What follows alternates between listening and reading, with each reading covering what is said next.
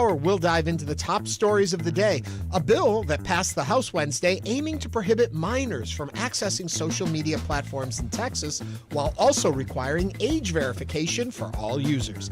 I'm Ernie Manouse. And I'm Celeste Díaz Schurman. We'll also talk with Texas Newsroom reporter Lucio Vasquez and News 88.7 reporter Colleen DeGuzman about federal cuts to the Head Start program, which provides early childhood education for low-income families. And I'm Frank Billingsley. Plus, Theater Under the Stars director Dan Knechtges will break down today's Tony Award nominations. And as Ernie, Frank, and I discuss the top headlines of the day, we want your thoughts, questions, and concerns.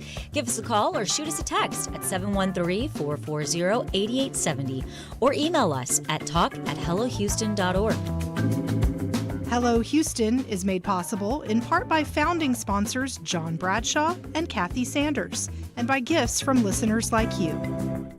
Live from NPR News, I'm Lakshmi Singh.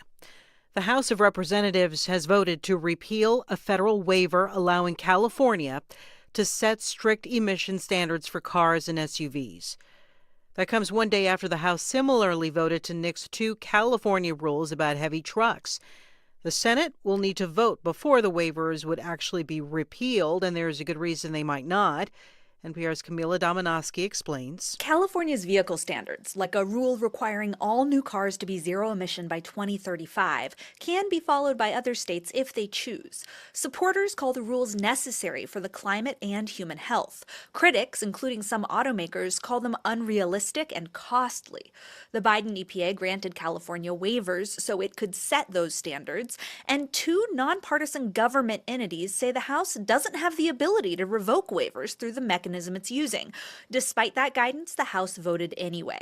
Now the question is whether the Senate will too. Camila Domonoske, NPR News. DOGE is driving 2025 layoffs, according to Challenger Gray and Christmas. Today, the outplacement firm cited the impact of President Trump's government-wide cost-cutting entity led by Elon Musk for job cuts. It says they've reached pandemic-era highs. More than 275,000 jobs in March, more than 100,000 cut this past month. However, April's figure represents a 62% decline. The White House says its new minerals deal with Ukraine creates a fund governed by 3 board members from each country, where each country will receive half of royalties, license fees, and other proceeds from national resource projects in Ukraine. Speaking to reporters on condition of anonymity, a senior administration official says the agreement also includes oil and gas. Today is Israel's Independence Day. Its annual celebrations regularly include honors to its security forces and soldiers. But this year, those receiving tributes are shielding their identities for fear of reprisals abroad. NPR's Daniel Estrin has more from Tel Aviv. At this year's ceremony, the names of honored soldiers were classified. Photos of them only showed the backs of their heads. The military says it's to protect them. Pro-Palestinian groups have been publicizing the names of soldiers who served in Gaza, seeking their arrest abroad on alleged war crimes. At another tribute, 3 Israeli Mossad intelligence agents, donning sunglasses and masks, were honored. They were identified as agents who led the operation of the exploding pagers and devices in Lebanon last year, targeting Hezbollah, that killed dozens and injured thousands, according to Lebanese authorities. Daniel Estrin, NPR News, Tel Aviv. At last check on Wall Street, the Dow was up nearly 200 points. You're listening to NPR News. Live from News 88.7 in Houston, I'm Gabrielle Dawkins. A man is in critical condition after he was shot last night by a Houston police officer. Assistant HPD Chief Adrian Rodriguez says it started when an officer began chasing a man in a stolen SUV. The driver crashed and took off running. At one point, the suspect brandished a weapon. The suspect did not comply with the officer's commands. The officer, fearing for his safety, discharged his firearm. That incident took place around 11:30 on the south side near Reed Road and 288. Rodriguez says they recovered a weapon from the scene. Houston ISD recently shuttered its wraparound services department, which offered students non-academic support to things like a food pantry and closet. It's now shifting those resources to its 7 Sunrise centers. As News 88.7's Colleen DeGuzman reports, a recent study states accessibility might be an issue. The report by Rice's Kinder Institute for Urban Research found that sunrise centers may be the least accessible for some students who need them the most. Some of the areas where most Houstonians who don't own a car live are also neighborhoods that don't have a nearby sunrise center, such as the 3rd Ward and Denver Harbor. Gabriela Sanchez Soto, the report's lead researcher, says some of the school staff may be reluctant to send students to centers. They might have just discounted the possibility of sending someone to the centers because they just expected them to not be easy to get to. The district says it's now focusing on sunrise centers because the model of the wraparound services department no longer fits their needs. I'm Colleen DeGuzman, News 88.7. And the Houston Rockets are still alive in the NBA playoffs. They beat the Golden State Warriors in Game 5 of the series. The score, 131-116. Game 6 is tomorrow in San Francisco. I'm Gabrielle Dawkins, News 88.7. Support for NPR comes from NPR stations. Other contributors include Indiana University, establishing the IU Launch Accelerator for Biosciences to drive healthcare discoveries and train the next generation of innovators. More at go.iu.edu/IULab.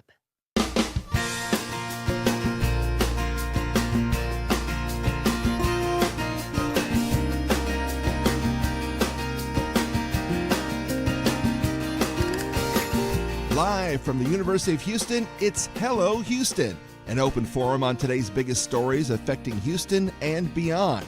Call now, 713-440-8870, or let us know your thoughts on today's topics by emailing us at talk@hellohouston.org.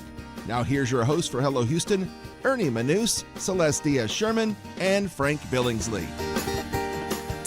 And good morning, I guess is the best way to start it. Hello, Houston. Hello, Houston. Hello, Houston. Happy Friday Eve. Oh, my. Oh, you teased me with the Friday in there. Post-hump day. I don't know what's going on Frank's laptop, but you looked very excited right before we started the big show. Orange button on our website. You push it, and you get to our show on YouTube. Mm-hmm. I didn't realize we had such a fabulous opening for the show. Oh, because we're always doing it. You never watch it. And it has languages. It's like hola, namaste, it's got and Chinese. And all a bunch of hellos.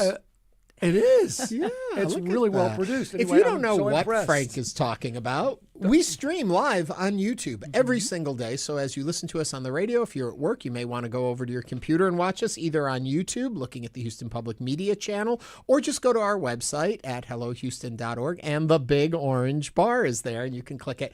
Watch us live, join the conversation. Remember, when you do go over there, like, subscribe, and ring that bell if you can. You can also reach us by sending your questions and comments about the show and any of the topics we're sharing with you at talk@hellohouston.org. And what we're really excited about this week is we can always say you can call us, but now you can call or text us. We know how much you like the texting. 713-440-8870. All that business now out of the way. So just enjoy the show from this point on and engage. Yes.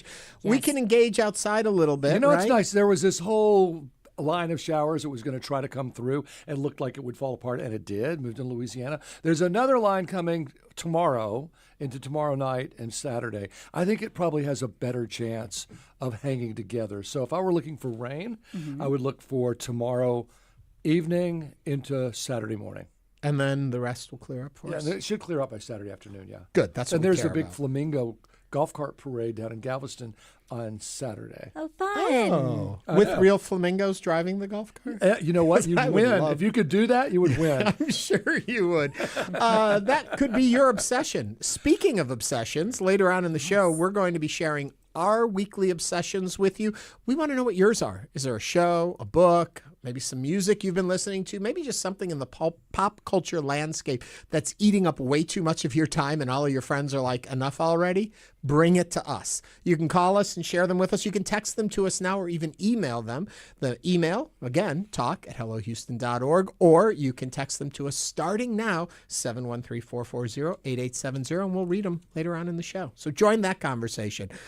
Coming up this hour, we're going to be talking about the Tony nominations. They just came out. We have a direct connection to the Tonys. One of their voters will be here to talk with us about it. And also, we're going to be looking at something more serious, the Head Start program, and potential cuts that are headed that way. We'll talk about all that coming up. But as always, we start with the headlines of the day. Celeste, lead us off. That's right. Coming out of Austin, the Texas House passed a bill banning minors from creating social media accounts.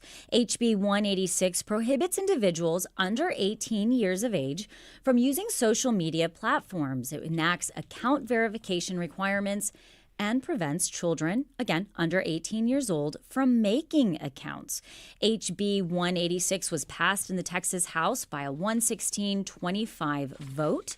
It passed with bipartisan support and moves now to the Texas Senate. The bill would require an account removal process at the request of a parent. The Attorney General's Consumer Protection Division can take action against violators and considers infractions as deceptive trade practices. If passed in the Senate and signed by Governor Greg Abbott, the law would take effect September 1st, 2025, this year.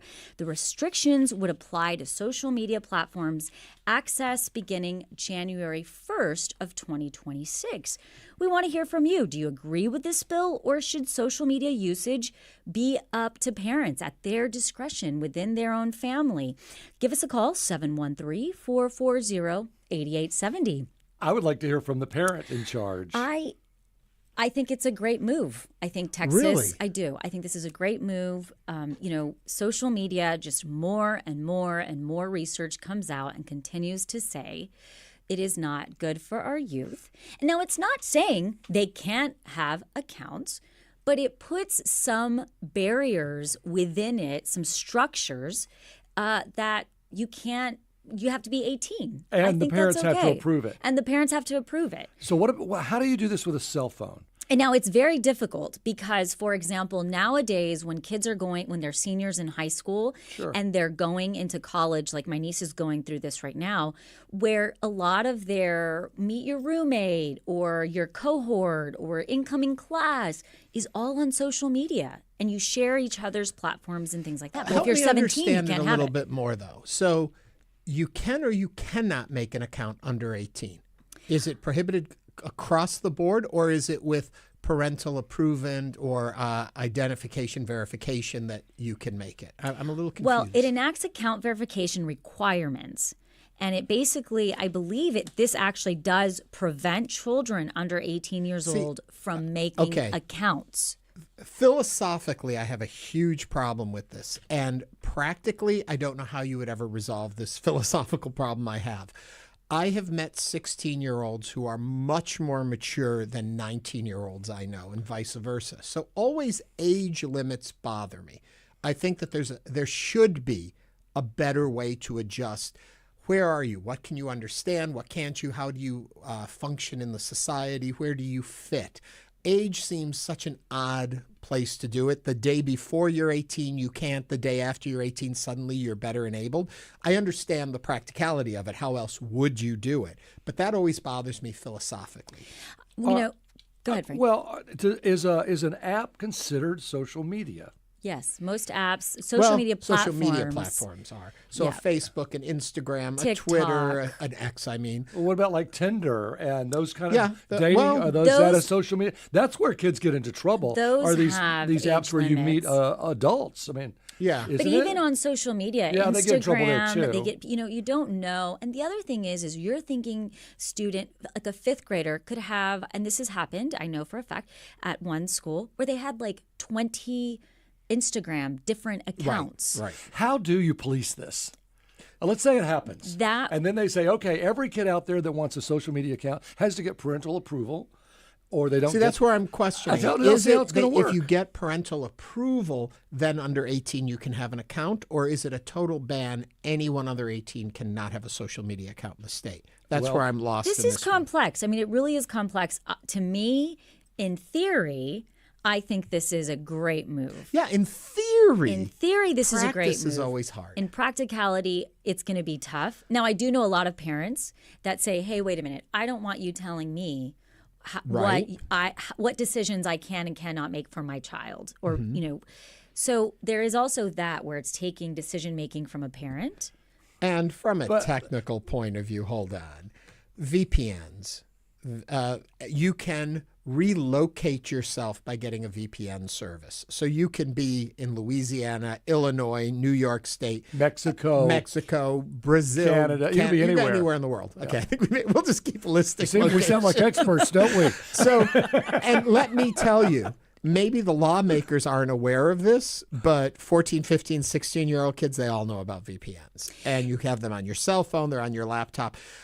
I don't know how you enforce this. And let me tell you, we trust them with an automobile at 16. Yes, and so you maybe can't trust them. Maybe it could be rolled back to Facebook? 16, but we just, again, research over and over and over shows how detrimental social media is to young people, especially young girls. Wait a minute, 1 second. I just want to remind everyone, if you have a thought on this and want to jump in and tell us where we're right, wrong, or indifferent, give us a call, 713-440-8870. Frank, you're about to say. Well, I was going to say that there's always been the argument that if you have a 21-year-old drinking age, then people who, and let's just pretend that it really exists, okay, that people suddenly start drinking at 21 and they know how to handle it. They know how to handle booze and all of the things that it can come with. That's impractical. And it's impractical to say we're not going to let kids have a social media account until they're 18 and then suddenly they get one.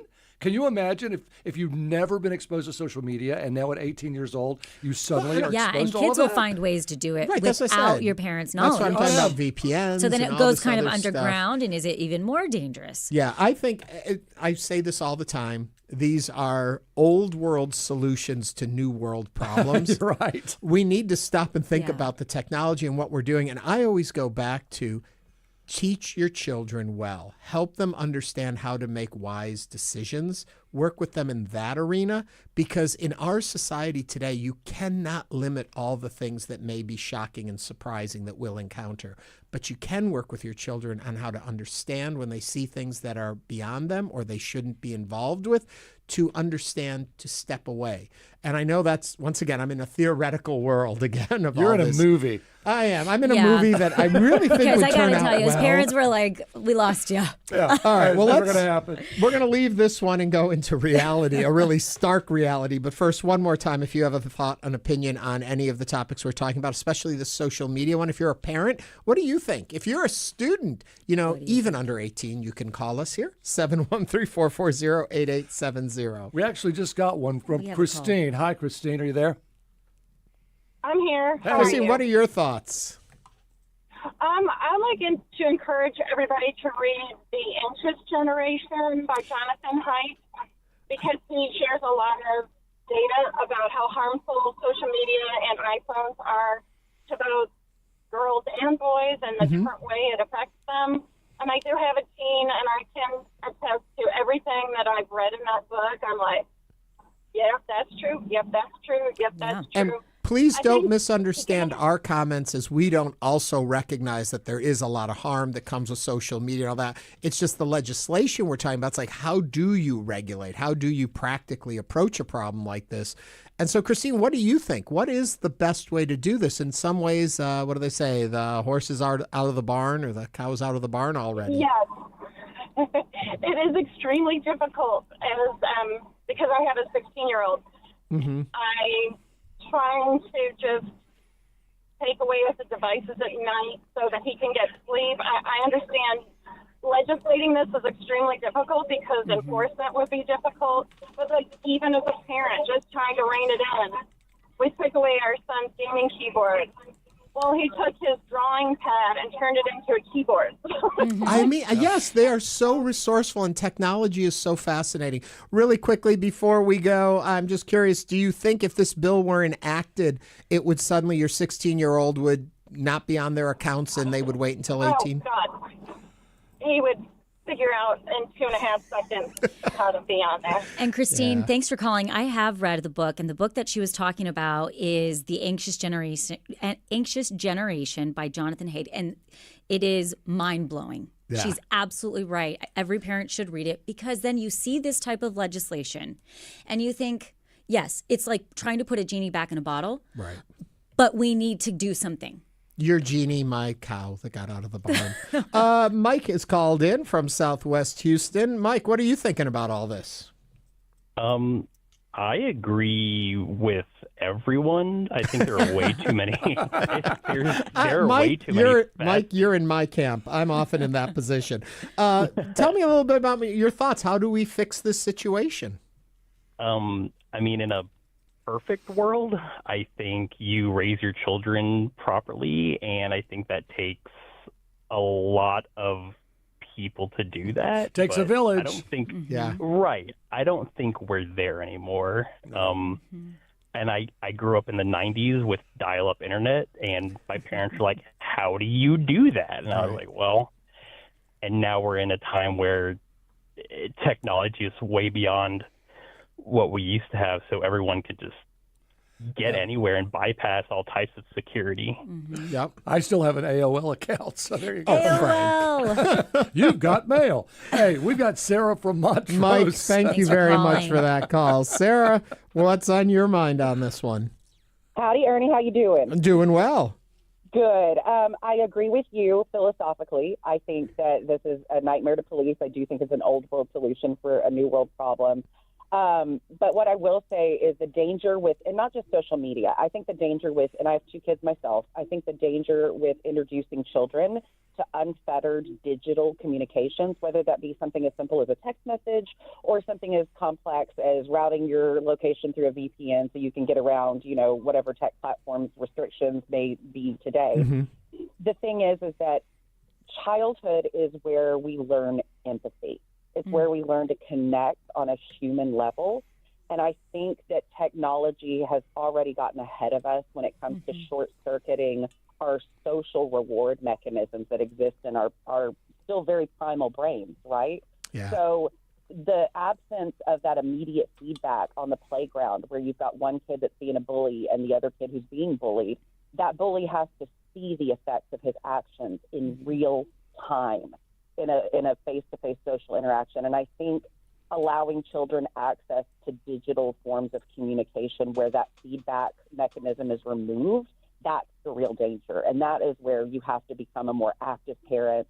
And if there is a downside, I think there's going to be a lot of immediate benefit to legislation like this. But I think over the long term, what we have to be careful of is the same thing we have to be careful of with other prohibitive forms of legislation, such as drinking laws, smoking laws, whatever. And that is that parents don't get lazy, for lack of a better word, and sort of like trust the legislation to do the parenting work for them. It's our responsibility to make sure that our kids are having enough real-world, real-time interactions where they can get that feedback. So if they overstep their boundaries and say something hurtful, I want my son or my daughter to see the reaction on the other child's face and Sarah, to be able to experience that. I can't agree with you more. I don't want anyone to think that we don't think parents already have an awful lot on their plate and it's really hard to do all these things. But it's so important that we teach our children well. It takes me back to, give me a fish, I'll eat for a day. Teach me to fish, I'll eat for a lifetime. You can't block all the things coming into our families, but you can teach or work with your children to get a better understanding of how to interpret the world around them. Sarah, thank you very much for that call. We'll take one more before we go to break. Let's go to Vanita. Vanita from Katy, what's on your mind? Hi. Hi. Hi. Yeah, I just wanted to, I'm not absolutely agreeing with the previous caller. Okay. Because I raised 3 kids. They're all old enough now. They're all working. So I personally feel that it's always a good idea to keep some tabs or some kind of limitations, boundaries for children. Sure. At a certain age or up to a certain age, I think. Mm-hmm. Because number one, you see, we live in order because there is a cop on the street. Okay, so people are like, okay, there is a cop, so I have to drive safely, or I have to be in my lane. So I personally think there is so much around the world which is good. At the same time, it does contaminate children's mind too, I would say, whether it is political or social or morally not right for them. And I personally think when children are in high school, during that time, it takes away a lot of time from their creativity. They could go play some sports, do some music, do some other activities, some reading. And social media, even at the age of 60, I am 60 plus, I feel it's so addicting. Yes. Yeah. Vanita, thank you very much for those points. And an interesting point in there about why police officers. We have police officers. It's not that we don't teach people not to commit crimes, but having that rule and enforcement in front of you reminds you not to be doing it and that there are consequences. So an interesting way to look at this whole topic. Vanita, thank you for calling. Remember, we're interested in what you have to say. You can call or text us at 713-440-8870. Coming up on Hello Houston, we'll talk to the Texas Newsroom's Lucio Vasquez about federal cuts to the Head Start program, which provides free comprehensive services to low-income families. Colleen DeGuzman from Houston Public Media will also be joining us. And as always, we're taking your call on all of today's topics at 713-440-8870. This is Hello Houston on News 88.7.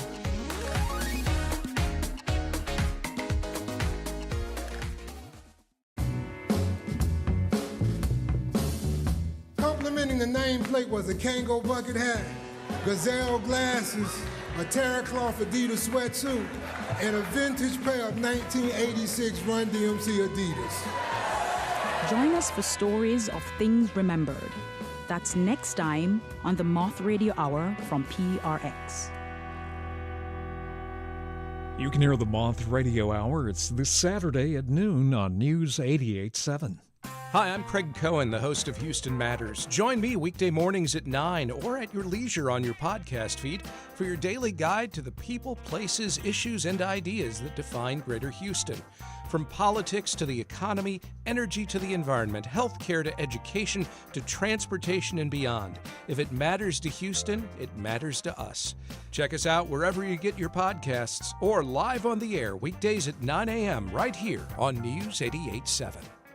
Houston Public Media brings to you PBS World. Experience the personal connection behind the headlines with programming devoted to telling stories that humanize complex issues. PBS World on TV 8.6 and online at houstonpublicmedia.org.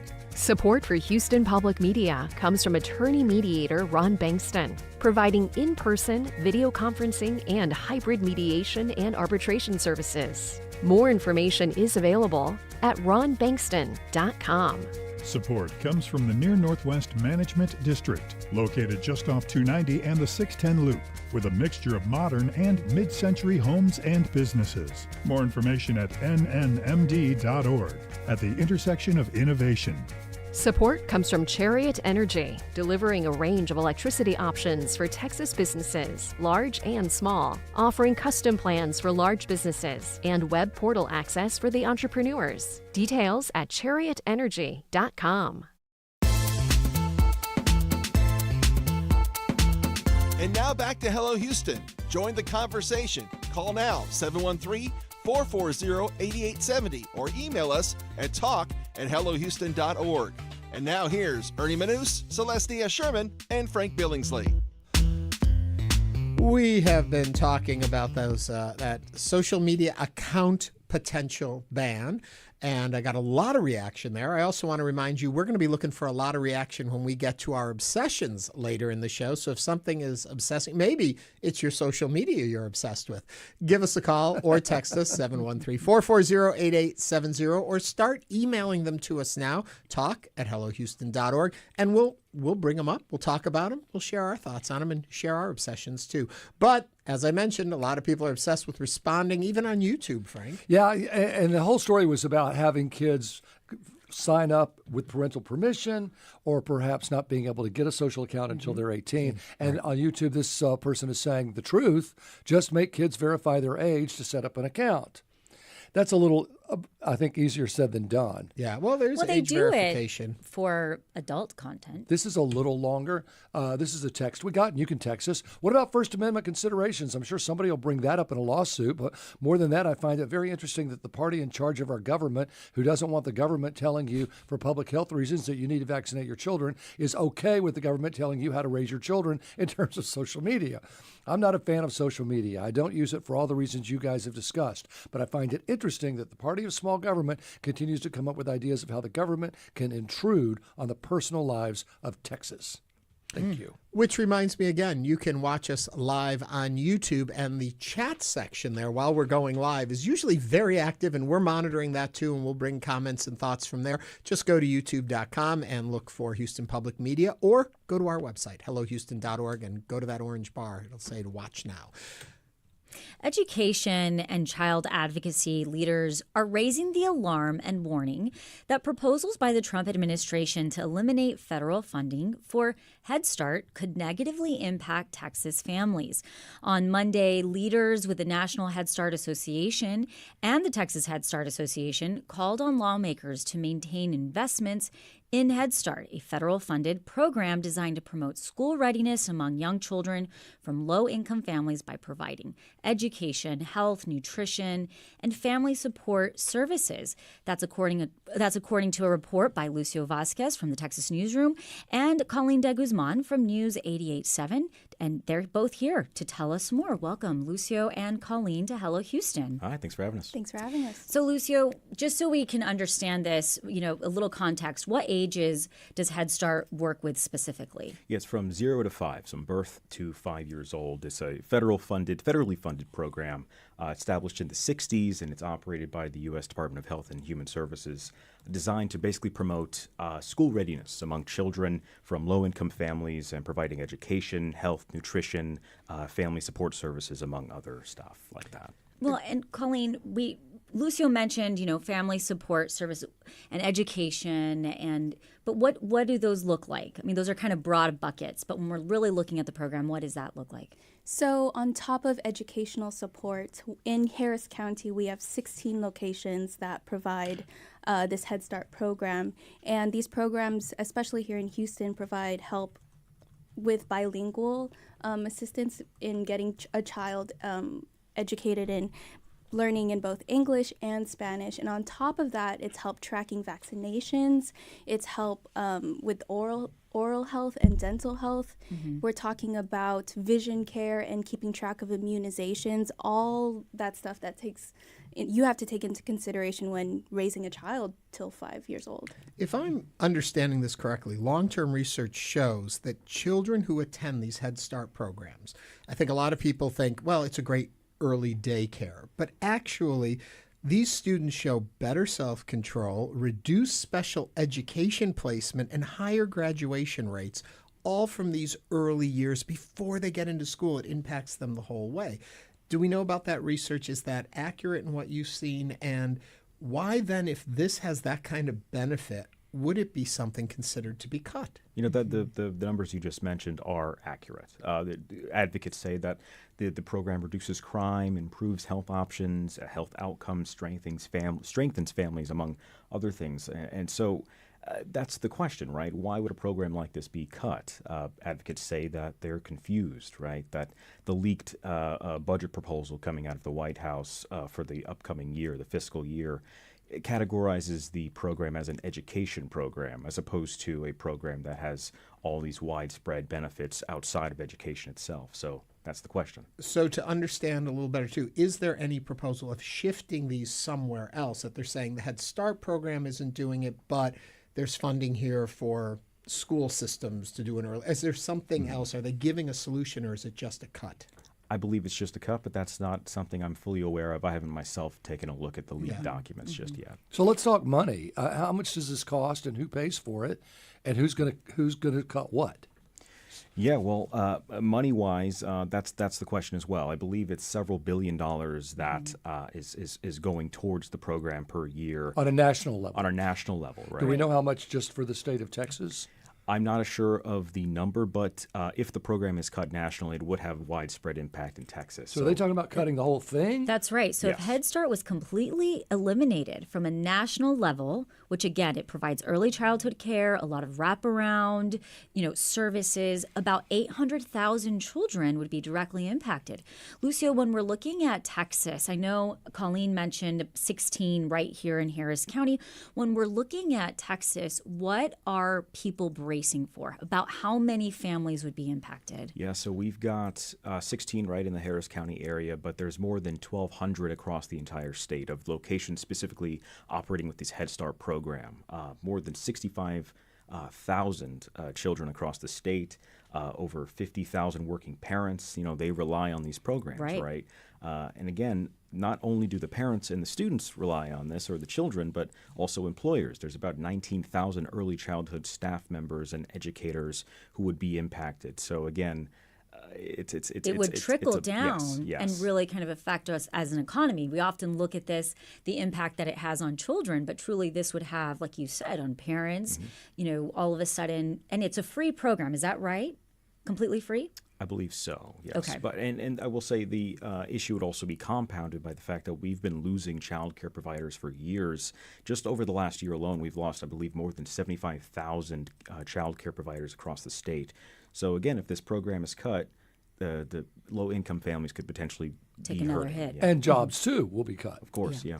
We talk about this from the fiscal point of it all, but as I understand it, there are lawsuits, Pennsylvania, Illinois, Wisconsin, other states claiming this is a constitutional, that the proposal is unconstitutional. What's the approach on that? Where constitutionally would this fall? Do we know if we looked into that at all? I personally have not yet. Again, this is all really early developments, and of course, it's only a proposal, a leaked proposal, right? So the proposal hasn't even officially been submitted, and so once we get our hands on the official proposal, then we can sort of understand where we go from here. But those lawsuits are questioning the constitutionality of cutting such a program, and really just the justification behind cutting a program that isn't solely just educational in its purpose. Right. And so, Lucio, you talked to us a little bit about, the impacts that it would have across the board. But Colleen, when we're looking at the education space here in general for Harris County, what also is at risk for people in our own area? Yes, so there are 1,300 students who rely on Head Start right now. Not students, children under 5 years old. And what's at risk is in Houston ISD considers 80% of their students to be economically disadvantaged. And so there's a lot of families here that depend on these, additional support systems to help them push their students to be more successful. This really helps students be more prepared when they're in the classroom, because 0 to 5 years old is such a critical time in a child's life. And to be able to start pre-K on the right foot, you need to have that child immunized, ready, and healthy. And so it's this holistic approach that really helps, get a child ready to be successful for their later years. And so we're talking about 0 to 5, but Colleen, recently you had some coverage about what's happening from kinder on up. So this would kind of be a double whammy. Kind of refresh us on what's happening locally here from kinder to high school. Yes, so Houston ISD recently announced that they are shuttering their wraparound services department. And this was a department that took a campus by campus approach in supporting students outside of the classroom. So they did provide educational support, but on top of that, there was access to a food pantry, because a lot of children, sometimes don't know where their dinner is going to be from. They depend on schools for breakfast and lunch, and dinner sometimes is a question. They also had access to a closet where they could get extra clothes so that they don't have to wear, if a child was seen in some rundown shoes, this is where they could go to access free clothes and mental health services. This is also where they could ask for help to just talk to someone about what's going on at home, because what happens in the classroom very much starts at home. And so that's very much what the Wraparound Services Department did. And so HISD is shuttering that department because they said that that model no longer fits the district. And they're shifting over to these sunrise centers that Mike Miles, the superintendent, started when he came in. Right now they have 7 centers, and next school year they're going to have 8. And these are locations spread out across the district that do provide these same services. And so I'll start with Colleen. Locally, what do you think people need to know about, we're shifting back to 0 to 5, when we're looking in this space, what do you think people need to know about the Head Start programs being eliminated? So in talking about it potentially being eliminated, I think this seems like it's a big shift just in the education world telling schools and telling these kind of systems that focus on education. That's what I'm kind of seeing in HISD as an education reporter. Schools are being told to focus on curriculum in classrooms and educational resources. This follows HISD, my reporting on school nurses. They're being focus on teaching children. It almost seems like a precursor to cutting Medicaid. It's like, you know what? We're going to cut this Head Start program. We're cutting wraparound programs. Medicaid is going to be on the block, and after that, maybe Medicare. It's almost like they're getting the world as we know it used to getting cut. Does it feel like that to you? I mean, this is a big pulling back services that bring a holistic approach and kind of making it sterile. It's starting with the least among us. There was this one quote that someone said during the Children Rights press conference. She said, "These are not only cuts, but we're cutting into the bone at this point when we're cutting Head Start."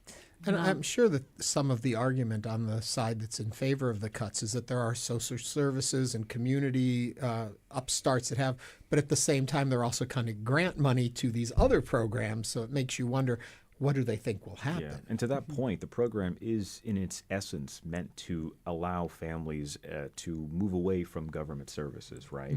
And so, I mean, you ask advocates. That's the government. We are the government. It's by the people, for the people. You ask advocates, they'll say that this is contradictory to their goal, really. Because it builds a better foundation in children that then go on to be more successful in life, which would then mean they can rely less on government support later in life. Yeah. And your statistics are remarkable.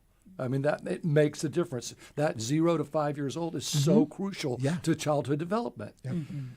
So where do you think we're going to go with it? I mean, has it been cut, and can it be brought back, or is it just threatened? What is next? Well, I guess, next we'll see the budget proposal when it's officially proposed, right?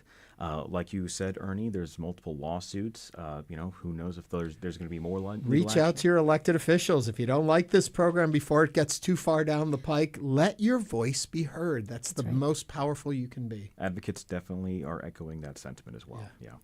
Lucio Vasquez is a reporter for the Texas Newsroom, and Colleen DeGuzman is a reporter for News 88.7. You can find more of Colleen's education coverage at HoustonPublicMedia.org. Colleen and Lucio, thank you for joining us today on Hello Houston. Thank you. Thank you.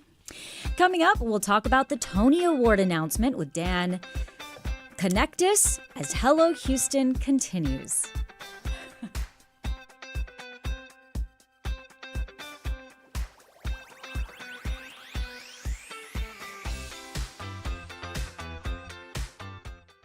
Donations come in many forms: a monthly membership, a one-time gift, and that extra vehicle you no longer need. We take any kind of vehicle in any condition. Learn more at HoustonPublicMedia.org/cars. And thank you.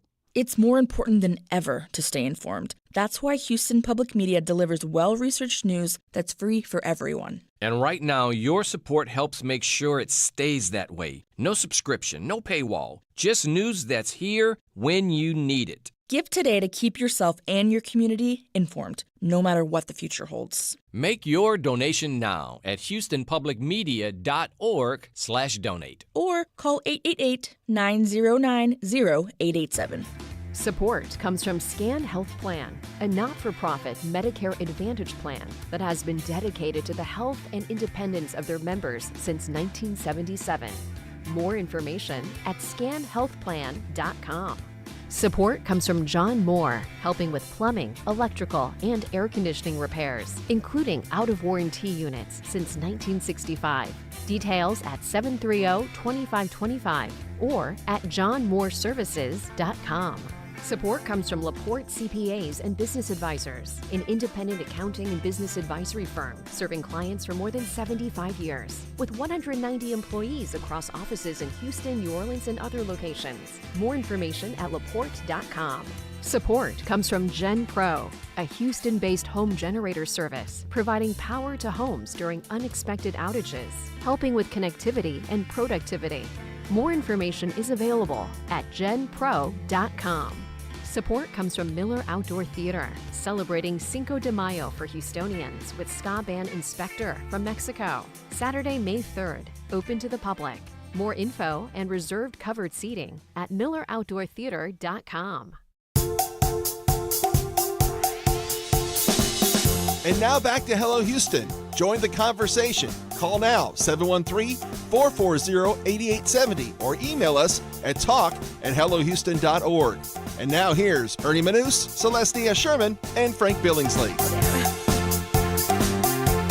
This morning in New York, the American Theater Wing and the Broadway League announced the 78th Annual Tony Award nominations recognizing Broadway's best. So to tell us a bit more about the awards, their cultural and financial impact, and to pick apart the nominations with us is Dan Knechtges, Artistic Director of Houston's Theater Under the Stars, who is not only a Tony voter, but also a Tony nominee himself for the show Xanadu back in 2008. Thanks. Dan, welcome. So I wish the nomination came with a big check, but it did not they come don't with come a with check. Rats. But bragging rights for the rest of your life. Yes. You will always be. And so this morning, shocked, surprised, expected? Well, I was at the gym when the nominations, and so I'm, scrolling and trying to update, and I'm a grandpa with technology, so it was a little difficult. But yes, there were some surprises, I think. It's shocking that this year on Broadway, there were so many stars. They call it the starry season on Broadway. Mm-hmm. And there were a lot of stars that did not get nominated. Denzel Washington, Jake Gyllenhaal, Jim Parsons, Robert Downey Jr., Sutton Foster, Idina Menzel, Nick Jonas. A lot of names you would recognize got overlooked. Nick Jonas and Adrienne Warren. And Adrienne Warren won Best Actress for Tina Turner, and did not get nominated. It's kind of surprising because these big names have really brought Broadway back. I mean, George Clooney is making $3 million a week. Yeah. I don't know if that's considered bringing Broadway back or taking an awful lot of money out of Broadway. Making people say, you know what, I want to see some shows. Yeah, and getting some press. Yeah. But so Frank brings up that point, and I wonder, is there a backlash to these, I don't want to call them carpetbaggers, but the Hollywood move in there? That was my question, Ernie. Yeah. Well, there has been within the industry, there is talk about, movie stars coming in. I think that's bupkis. Like, that doesn't really hold water in the sense that there have always been stars on Broadway. Broadway created some of those stars. Yep. They're coming back. Idina Menzel is a theater person, that she is coming back. So I don't know if me personally, I don't think that. And also, I think anybody that's bringing anybody to the theater is great. Good to go. It's a good thing.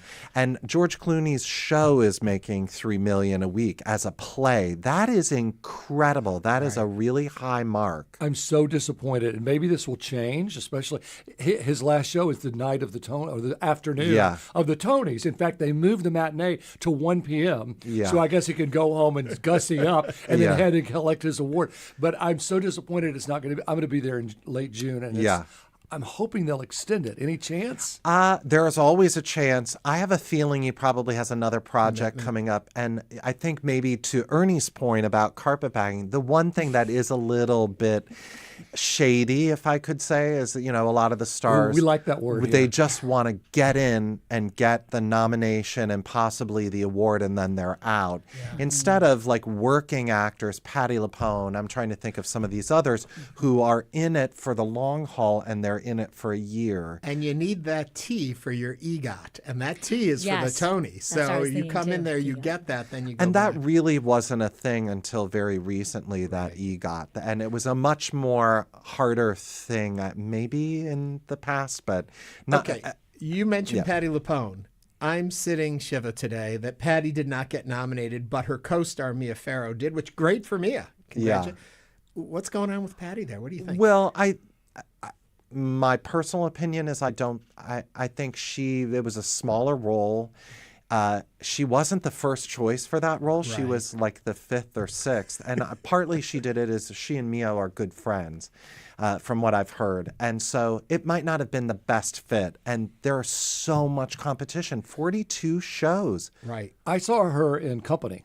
Yeah. I mean, she was okay. Yeah. You know, her big song, Here's the Ladies Who Lunch. Yeah. But she was just Patti LuPone. I mean, I know. I'm clutching my pearls over I here. didn't say Patti LuPone. I didn't say she was Just. bad or anything. I'm just saying. I understand She was that. just kind of Yeah. Patti LuPone doing, and maybe All right, that's I gotta what she's figure out how to turn off Frank's come on. mic at Maybe this that. Well, you still think the cows Cut come the out of the mic. bar and I say, know. "What do you know?" So, but I'm not saying that she was bad or anything. Do you Yeah. think maybe she's become Patti LuPone, and no matter what she's doing, and you can't really see a character. You can say that about Al Pacino. That your best friend. I But, know. And but he's a great what actor. I will say that yes, I totally agree with that. Partly because as an actor, and she has been in it since she was 16 or something. And she's 104.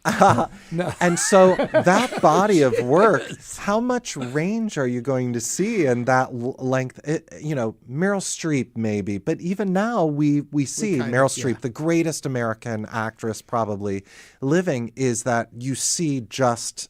You see some things repeated, and I think the same is for Patti LuPone. I'm not saying that's a bad thing. That means she's had a great career. Enough Yeah, talking she about has people had a great who career. didn't get nominated. Let's get back over to people who did get nominated. Houston has two things to celebrate. Yes. That Tell us. One is Sadie Sink got nominated, who was in Stranger Things, but she also was in the 2011 Tuts production of Annie here in Houston. She's a Houston native, and she still refers to that as one of the greatest experiences. So yay, Houston. Yay. The second is really what I'm most excited about, because the horse race of all the categories is Best Leading Actress in a Musical. Oh and my God. Houston has one, which is Jasmine Amy Rogers. She is I think she's not even 25 years old.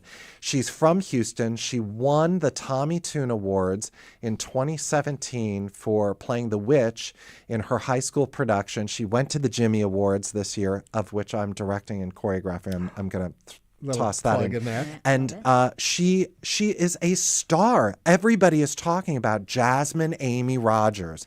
That is incredible. That hasn't happened on Broadway for a very long time, and from Houston We in a should be very very long proud, time. but we should be very proud. It's an honor to be nominated. It is. This is a tough category. You've got in there Audra McDonald from Wow. Gypsy and Nicole Scherzinger in Sunset Boulevard. Who's fabulous. Yeah. Who's going to take this one? What do you think? Nicole. Not who you're going to vote for. Nicole. Yeah, have to don't tell ask me that because I'm not But allowed to say. What do you think is going to do it? Is Audra's performance enough, and are they ready to give her her 7th Tony, or is this Sunset Boulevard just such a vehicle that's perfect for Nicole Scherzinger? Well, I will say I think it's between 3. I think Jasmine Amy Rogers, because she's the talk of New York at the moment. Audra and Nicole. Now, we're not talking about the other two, which I think are going to split their votes, Megan which is Hilty. Megan Hilty and Jen Simard, who are both in Death Becomes Her and are so funny and doing something so unique and original. And you know But- that from the film Death Becomes Yeah. Her from years ago. It's been turned into a musical. It's in tie for the most nominations with 10 nominations this time. It's wonderful. I was in New York in December, and that was the buzz everyone was talking about on the street. Yeah. It hadn't even opened yet, and everyone in the previews was like, It's oh my so God, this is funny. amazing. This is amazing. It's so funny. But I think it's between those 3. Audra has won 6 Tony Awards, I 6 think. so far. Uh, And this nomination makes her the most nominated performer of all Yeah, time. she beats... Did you see her? Yes. I did too. Yeah. I kind of thought she was Audra. Oh, wow. Interesting. No, she's great. She's the best Yeah. voice on Broadway. Yeah. I think she's fabulous. She's I don't think fabulous. Gypsy is right for her range, though. I think the jumping in head voice and chest voice kind of leaves you a little, where Nicole, the moment it was over, I wanted to go out and buy another ticket and see it again. I did too. I was so but moved. But did you also think the direction of Sunset was part of the thrill? I did. Absolutely. The whole thing. ride of it. It was like an amusement Yeah. park ride that worked on every level. And everybody was acting in the same play. I think that is the Yes. hallmark of good directing. I know Celeste is trying to get in here to reset us here. Yes. So, reset us. We're talking about the Tony Awards with Dan Knechtges. You can join the conversation at 713-440 8870. If Dan and I will let you in. Right. I apologize. It always turns into interviews. And whenever we have somebody in theater, Ernie's like, I've got to talk to them and y'all can't. Well, because there's nobody better to talk about it than these two right here. I want to go back to Sunset Boulevard, though, for a moment. For people who don't know. Don't it's a spoil total, the ending. Yeah. I'm just kidding. They give it to you at the beginning. It's a whole reimagine. And a little, bringing back Patti LuPone. Tell me your thoughts on this. So, we know that Glenn Close is out there still wanting to make a movie version of her version of Sunset Boulevard, the musical. So Patti LuPone goes and sees this new version and then almost passes the torch on to Nicole Scherzinger, kind of leaving Glenn Close out in the... What do you think? Anything to that or no? No. I don't think there's anything to it. Honestly, I think Sunset's never going to happen as a musical movie. I don't think. But there are crazier things. But it is. This new production is amazing. Jamie Lloyd so deserves his nomination. And it can only be done in theater, in my opinion. Yes. It really is that theatrical. I'll be there June 21st. You have to go see it. Go see it. I have a ticket. I have a ticket for June 21st. The other musical, and it closes the end of June. The other musical that we should be celebrating in Houston, because there are several Houston producers on, is Buena Vista Social Club. And I saw that and I thought, wow. That music, incredible. The dancing, incredible. I loved it from top to bottom. Is it based on the film? It's based on the documentary. Okay. All Cuban music, and it is wonderful. I love Cuban music. Oh, it's so good. You have to go see it. It's really great.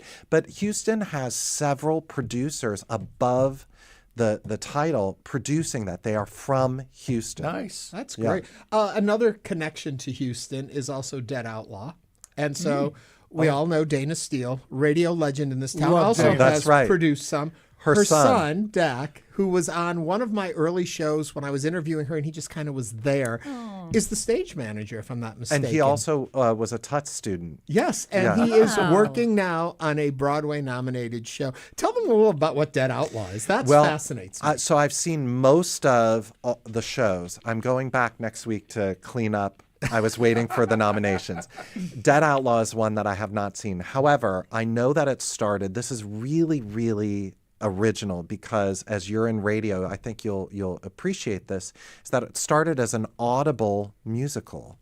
Audible produced it at a very small theater about an idea, a germ of an idea, and it started down there off Broadway. It got great reviews, and sure enough, producers swept in and they made it a full-length evening and put it on Broadway, and it got fabulous reviews. But it is about a corpse that was taken around. Nobody collects his corpse. The Undertaker tries to find a way to make some money off of it and ends up selling the body, which goes on to a career in showbiz, basically. It's sort of like, what's the 80s movie where Weekend at Bernie's. Weekend at Bernie's. He was in movies, and eventually they found him because they were using his corpse in an episode of The $6 Million Man. Yeah. It's a bizarre story, and it got a musical treatment. I'm fascinated. How do you think the evening's going to end? Is it going to be an exciting night at the Tonys? Is it going to be one of those better ones? And I have to say, I think, a lot of people are talking about Broadway is back, Broadway is back. And behind the scenes, the economics of it, it is a tough, tough business because of all of this. There are very few shows that are going to make their money back in this initial run. Eventually, a lot of the shows, through licensing, through whatever, get their money back. But that's a 20-year horizon. So, but I think it's back in terms of the quality. And I know a lot of people, it's, these old we know what you hacks are like, oh, it's theater's dying. And I cry, that's not true because of 42 shows opening, and we have many that are well-produced, well-reviewed, that did not get nominated. Smash was a New York Times critic pick and didn't make it. So there you go.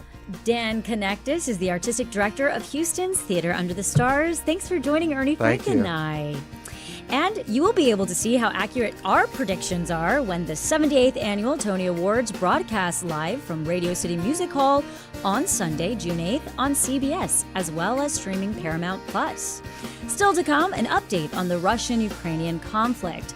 And on a lighter note, we'll be sharing our current pop culture obsessions, and you can start sharing yours right now at talk@hellohouston.org or text us 713-440-8870. This is Hello Houston on News 88.7. Stay tuned. There's more Hello Houston on the way with Ernie Manouse, Celeste Díaz Schurman, and Frank Billingsley. For the latest in local news, subscribe to the Hello Houston daily newsletter at houstonpublicmedia.org. Hello Houston is a production of Houston Public Media. The opinions expressed by the guests of this program are solely their own and do not represent the views of management, staff, or underwriters of Houston Public Media. This is News 88.7. Support comes from Elmore, communicating with clarity and inspiration, collaborating with executive leadership to create expert internal and external communications strategy. Elmore, listen, clarify, communicate. More at elmorepr.com. This is your NPR station, KUHF Houston, News 88.7. It's 12 o'clock.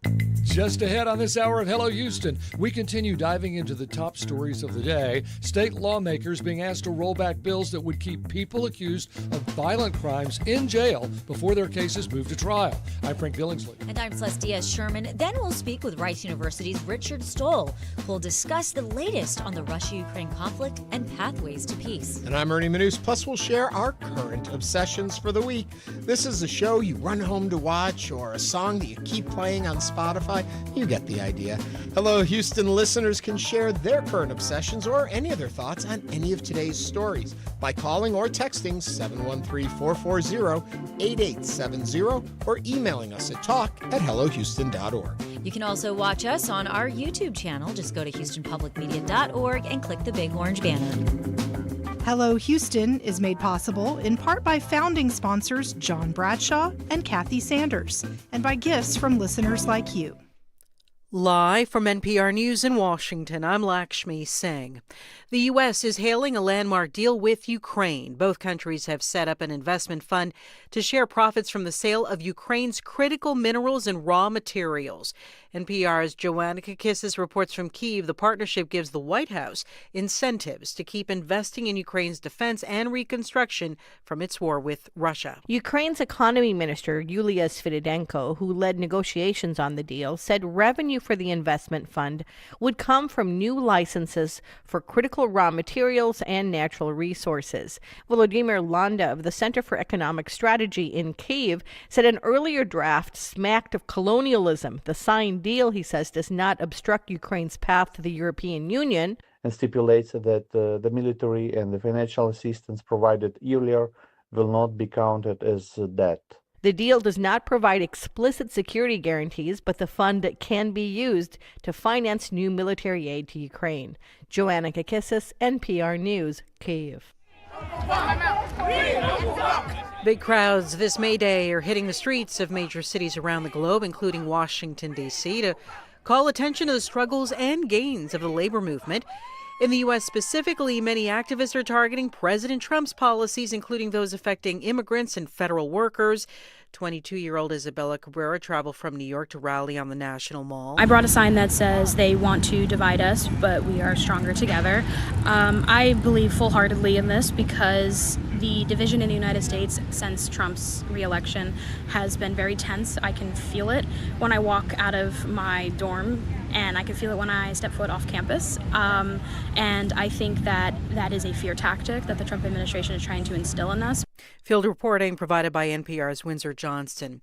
Well, under Secretary Robert F. Kennedy Jr., the Department of Health and Human Services has made steep cuts to staff and services. NPR's Selena Simmons-Duffin reports on a new poll. Thousands of federal health workers were fired on April 1st as part of a major reorganization at agencies like the NIH, the FDA, and the CDC. The nonpartisan health research organization KFF asked Americans in mid-April whether they agreed with the statement, quote, "The administration is recklessly making broad cuts to programs and staff, including some that are necessary for agencies to function." 6 in 10 people said yes, including 92% of Democrats, while 87% of Trump supporters said that the administration is, quote, "carefully making cuts to programs and staff to reduce fraud and waste." People of both parties opposed cuts to Medicaid, however. Selena Simmons-Duffin, NPR News, Washington. U.S. stocks trading higher with the Dow up more than 150 points. It's NPR. Live from News 88.7 in Houston, I'm Gabrielle Dawkins. Local political scientists say President Trump's first 100 days in office have been action-packed and are praising some efforts, but not others. Nancy Sims is with the University of Houston. She told Houston Matters that the president's tariff policies has caused economic decline and uncertainty for businesses. It's not just uncertainty, it's the literal disruption of the way they're conducting business. And that's been true from the largest corporate clients I have down to the smallest, small businesses. Criminal justice organizations are asking state lawmakers to roll back bills that would keep people accused of violent crimes in jail before their case moved to trial.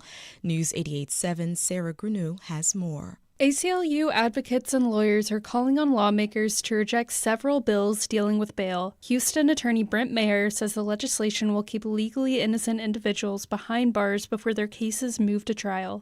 What this legislation is going to do is it's going to take individuals who are legally innocent, it's going to allow them to be locked up and denied bail, only to sit in custody and possibly be one of these 40% that end up having their cases dropped after 6 months, after a year of sitting in jail. He says violent crimes were only allegedly committed in 0.08% of cases where felony defendants were out on bond. I'm Sarah Gruno, News 88.7.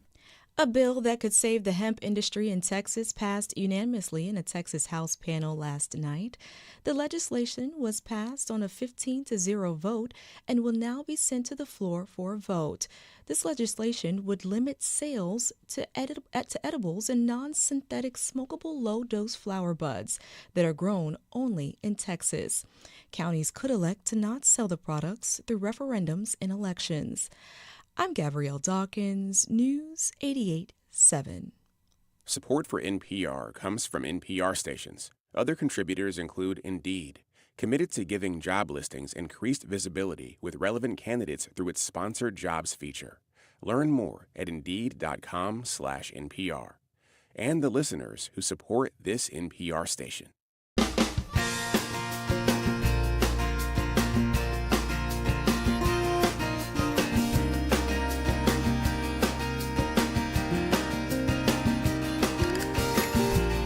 From Houston Public Media and News 88.7, it's Hello Houston, an open forum on today's biggest stories affecting Houston and beyond. Call now, 713-440-8870, or let us know your thoughts on today's topics by emailing us at talk@hellohouston.org. And now here's your host for Hello Houston, Ernie Manouse, Celeste Díaz Schurman, and Frank Billingsley. It is the noon hour on Thursday here. Hello, Houston, and hello to all of you. Hello, everyone. I'll tell you what, it's already been an interesting hour. We have another one coming up. A couple of texts I want to share with you. One, we were talking about the proposed cuts to the school program. Yep. So Olive says the federal government's proposed cut of the widely investigated and honored free children's education program is a clear attack on America's poorest families. It is a dismal and mean-spirited whose long-term educational and economic results will be horrendous. Interesting point. I know. This doesn't have a name, and I'm not going to read the whole thing, but talks about the regulations should be for the corporations that run social media. Not so much the parents. I kind of agree with that. They must keep in mind decency and morality. As an adult, when on, for example, YouTube, I'm targeted by obscene, suggestive advertisements that yell at me or talk dirty, collect my data, or inappropriate for adults and seniors, let alone young, impressionable minds. There should be enforcement at the creation and source level. Yeah. Take a look at what's going on X. There seems to be no regulations there in what they post. I do find YouTube does try to limit the material that they put out there to make it suitable for all. I want to mention, if you're wondering how you can join these conversations, we have lots of ways. You can call us at 713-440-8870. You can text us at that same number, 713-440-8870. Of course, always email talk@hellohouston.org or join us on YouTube. The Houston Public Media channel streams us live, or just go to our website, hellohouston.org, and then click through on the orange bar, and you can come watch us, like, subscribe, ring that bell. We're gathering up your obsessions. What's currently taking up more of your free time than you hope to have? Give them to us right now. Share them with us. We'll be sharing ours, and then more. Okay, nice. Moving right along. Celeste, start us off with today's topics. Yes, so the American Civil Liberties Union of Texas and criminal justice organizations are asking state lawmakers to roll back bills that would keep people accused of violent crimes in jail before their cases move to trial. While in Houston on Wednesday, Governor Greg Abbott championed a package of bail reform legislation that would keep more people accused of violent crimes behind bars, setting back a centuries-old article of the Texas Constitution that says almost all prisoners shall be bailable by sufficient sureties. Abbott's push for bail bills represents crime victims and their families' recent demands for legislative changes. Abbott has flagged bail reform as a priority in the 89th legislative sessions. Do you agree with Governor Abbott's bail reform plans, or do you think this is not the right move? Give us a call, 713-440-8870. Yeah, we've seen a lot of shifts on bail of late, and it goes from not needing bail to actually putting up bail to moving people out. I think the severity of crimes really does matter in these cases, and I think the cost of keeping people in jail and the length that you wait before your trial, before you're even proven guilty or innocent, it's almost as though you're serving a sentence for something you're simply accused of. I think probably the answer here, instead of all of that shifting, is to make sure your court hearings happen faster. But that's almost impossible. Right, yeah. Remember me, I sit in a perfect world over here. I know. It can take a year or more to get from arrest to trial. Easily. Yeah. So should you be sitting in jail if in your trial it's going to turn out you weren't guilty to begin with?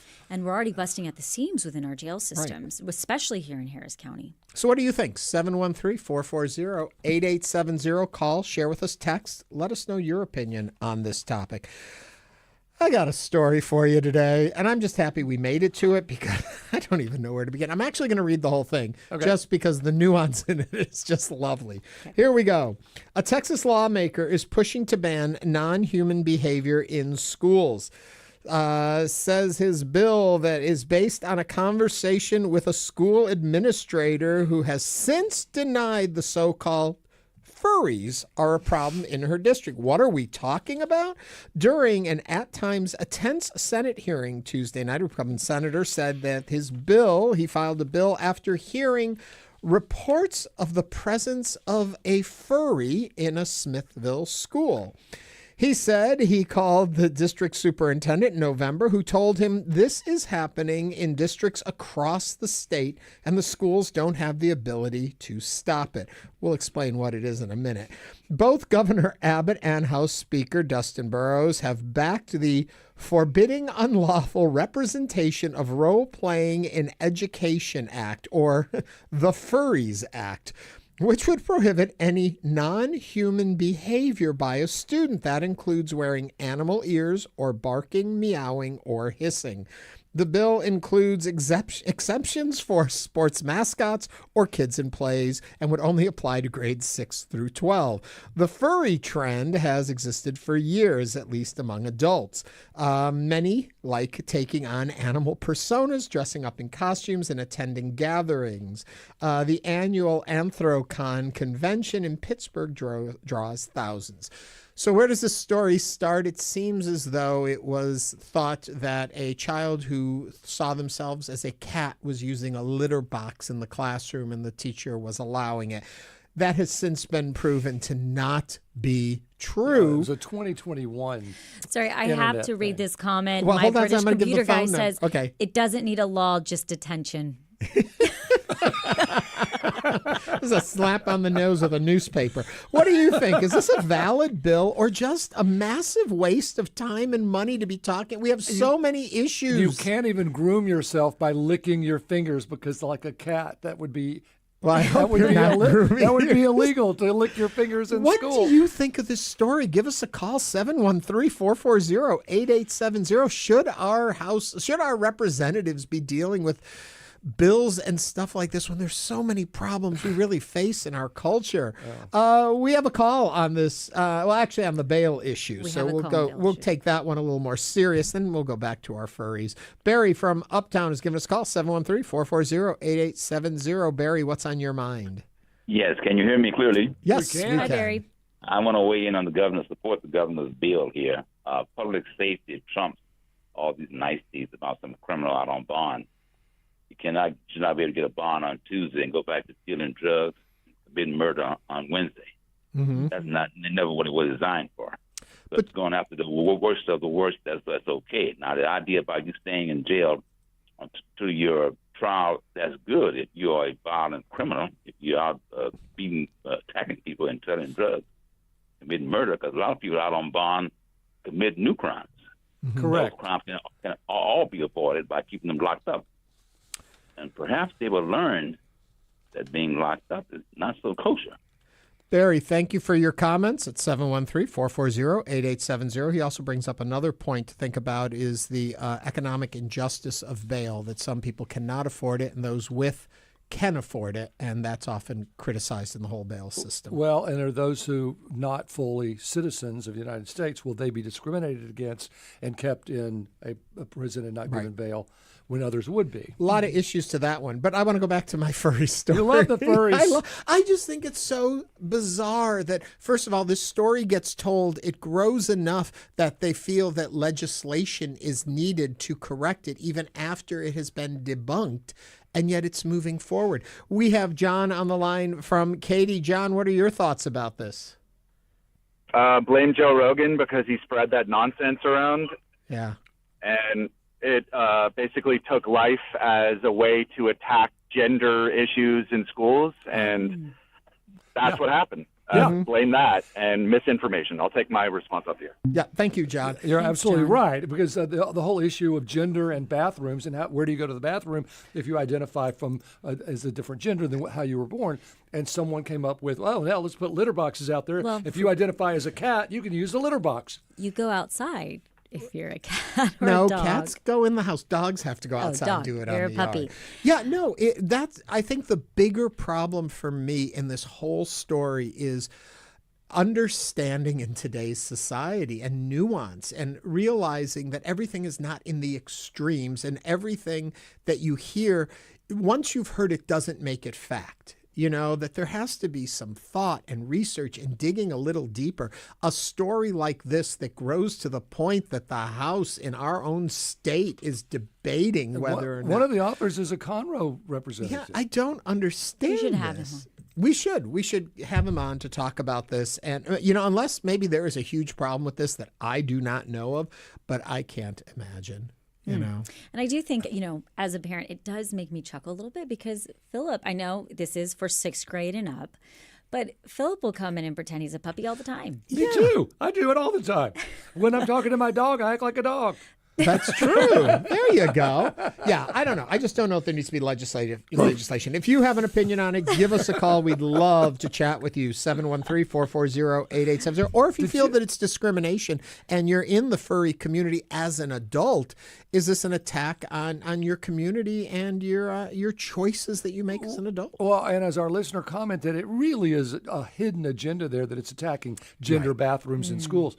But did you know that and I'm not a veterinarian, but that dogs and humans have the same vocal cord makeup, and that if dogs had the brain, they could talk like humans. They just don't have the brain to form words. That's why it's so easy for us to bark and sound like a dog. Well, my mom used to say our dog talked to her, and that was before she had dementia. We're learning some very interesting things today on Hello Houston. We do. 713-440-8870. Wait, there's one more furry text. Okay. Look at this. I find it wild that laws are being put up based on lies from the internet. Thank you. Thank you. Earlier, they had mentioned me, and I forgot to do it, to tell you, when you do text, give us a name or a handle or something so we can address you and talk to you a little bit in that realm. But yes, that's my point. Absurd. Said much more succinctly. silly. But yeah, come on. I'll take ridiculous for $500, Alex. Okay, moving along. All right, 3201 University Boulevard, one of the most expensive Houston area homes, sold the week of April 13th. Why do we care about this? Because this unique property, built in 1992 to resemble the Nighthawk stealth fighter, has received the moniker of the Darth Vader house. You know this house over in West University. Yep. It's dark, it's imposing, it's huge. It's like 7,000 square feet. I looked it up. It's a huge property. It was recently listed at $3.35 million, sold for between $3.31 and $3.83, but we're pretty sure it was $3.4 is the final price. That's what Nan Companies has said. So the Darth Vader house, 4 bedrooms, 5 full bathrooms, listed in 2021 for $4.3, but then sold at $3.4 now, so it's come down a little bit. Is it just way too much of an asking price? I don't know if you saw this house, but Bill Spencer at KPRC2 actually did a tour of it. And inside, I mean, it's big, but it is very all black and white. So it is the motif. I don't know if you saw that. Remember when we did Current Obsessions a couple of weeks ago, I talked about my current obsession was this guy who does Zillow listings. I mean, this house was one of his Zillow listings in one of his most recent videos. And so you got to see inside the Darth Vader house. And Would you, if money was no object, would you buy that house? No. But if money was no object, I would buy the house that they shot for the exterior of the Mary Tyler Moore show back in the 70s. That house you is like amazing. that sort of Victorian Oh my look? God, yeah, I love that.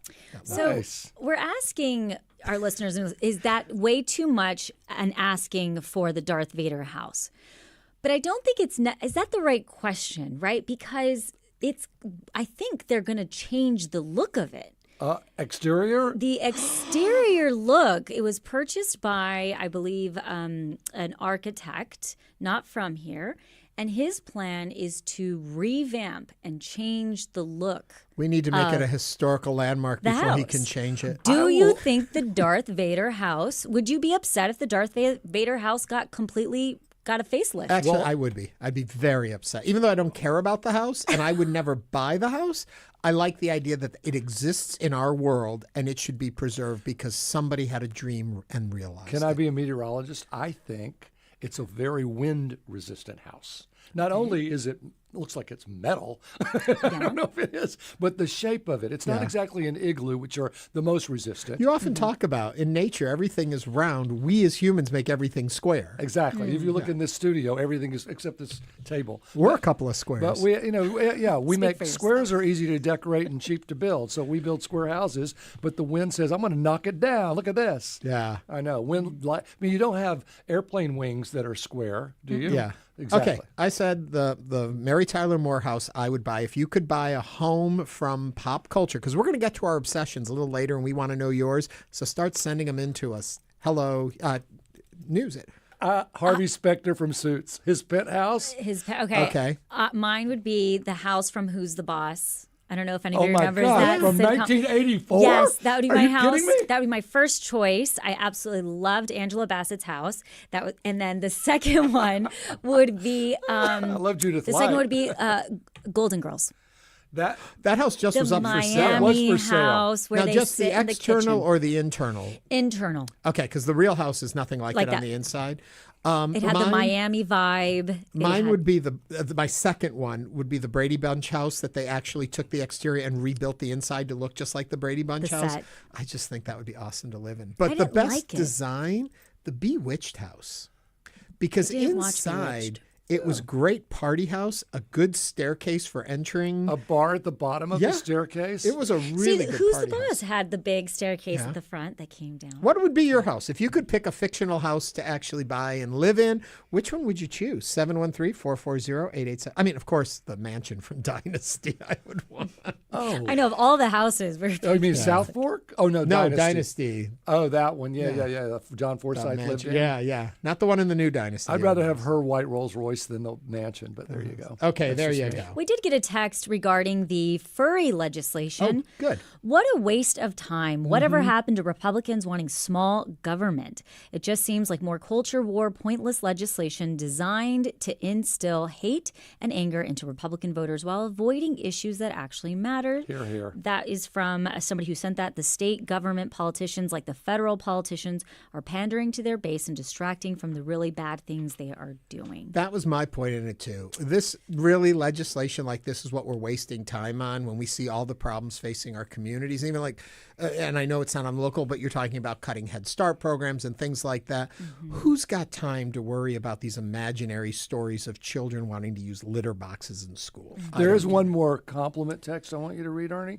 I want Ernie to read it. I know why you want me to read it. Just go ahead, Ernie. All right. This comes from David. We need to make sure we get this one in. Yes. Frank, Ernie, and Celeste, what a great program you guys have developed. Bravo. Yes. Frank? Yes. I am retired and live in Houston. My family has been here since 1910, but I got to live in all 4 times: L.A., El Paso, St. Louis, Louisville, Atlanta, and Memphis.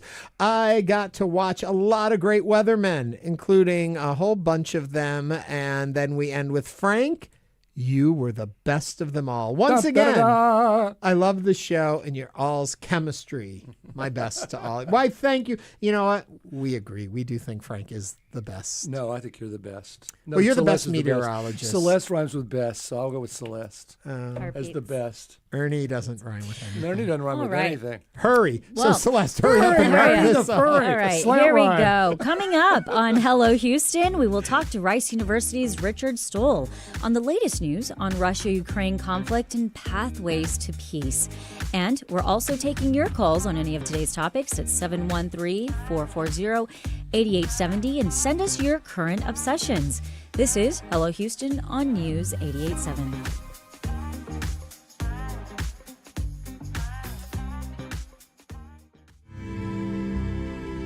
I'm Jesse Thorne. This week on Bullseye, I'll talk with Tony Gilroy, creator and showrunner of the Star Wars series Andor. 400 speaking parts over the 2 seasons. It's some of it's silly, but it's been a great place to hide out for the last 6 years. It really has been for me. Plus, comedy writer Mike Drucker on the next Bullseye from MaximumFun.org and NPR. You can hear that tonight. It's on at 9 p.m. It's one thing to love public radio, but it's a special thing to support it. Consider this. If you've got a car you don't need anymore, or you've got one that's simply too expensive to repair, you can arrange to donate it to Houston Public Media. We take any kind of vehicle in any condition. It's easy for you, pickup is free, and it could be worth hundreds of dollars in support. Visit HoustonPublicMedia.org/cars to learn more. And thanks.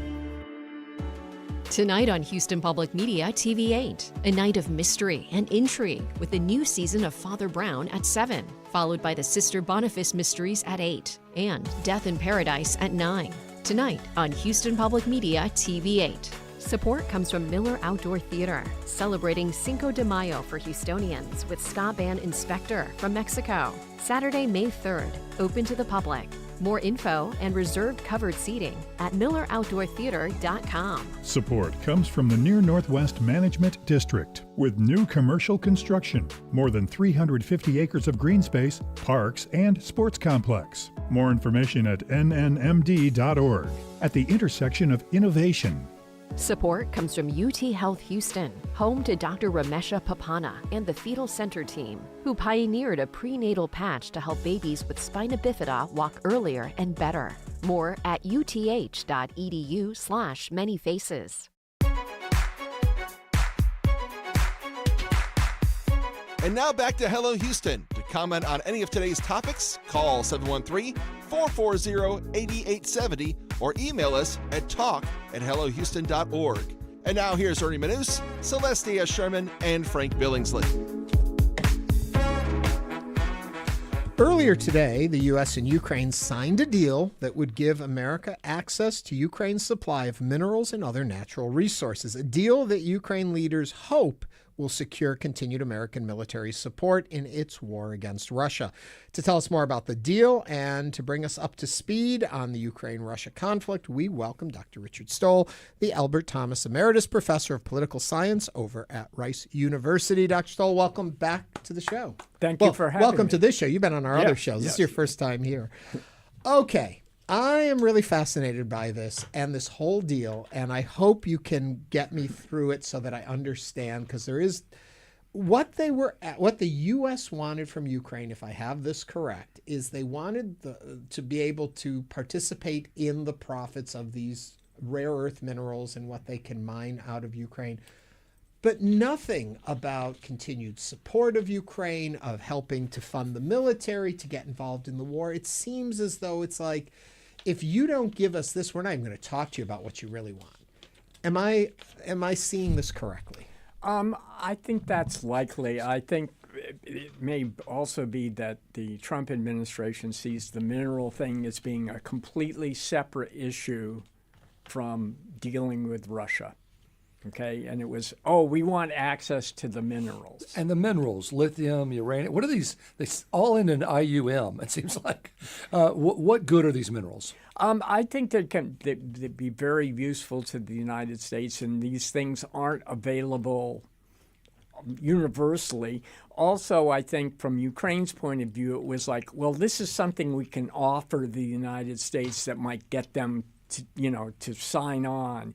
We've asked, just please keep helping us, side with us against Russia, et cetera, and we have. But I think they were concerned that at some point maybe Trump would, back away. But now he's got, a real reason, quote unquote, like, we get access to this stuff. I heard pundits talking about this and gave a very interesting slant I hadn't thought about in this whole discussion, which is the fact that if we are invested in industry of any type in Ukraine and we have then Americans or American interests in there, then just logically the next step would be we would have an interest in protecting that, and therefore it would bring us into the conflict in that way. Is that a way that we can look at it as a benefit for Ukraine? Yes. Now, it doesn't guarantee that we would step in at a higher level. But, yeah, I mean, if U.S. companies invest and build stuff there and all of a sudden things start getting blown up because the Russians are bombing things, it's, there's going to be a lot of pressure on the Trump administration or whatever administration to protect our interests. Protect us, or even to the point of there are Americans being killed who are working there. You've got to do something about this. So I think it solidifies that connection to Ukraine. Take me back just a little bit about a week ago. So it is the Pope's funeral. And I think we've all seen the video footage of Zelensky and President Trump together talking. What do we know of that conversation and how interesting that happened, and all of a sudden we're signing this agreement? Yeah, well, we're here now, right? Yeah. I mean, I don't have access to any information you don't have, okay? So just to be clear about that, I haven't seen anything that talks in any detail about specifically what they talked about. My sense is that it, as opposed to the last time Trump and Zelensky were together. Last time we saw them together, this was a better meeting. Yeah, it was, and I think Trump came away, this is a great guy, I can make a deal with him, I can work with him. So I think it just sort of set the framework for moving forward together in the same way that, I think Trump feels, and I don't think he's correct about this, but I, Donald Trump, have a relationship with this Putin dude, and, he and I can work out stuff. It's a personal thing. Yeah, the body language alone, from the Oval Office to the Vatican, it says worlds, I think. And so this is not dependent. This new agreement is not payback for what we've done. It is a go forward. Yeah, technically speaking, there's going to be, we get minerals.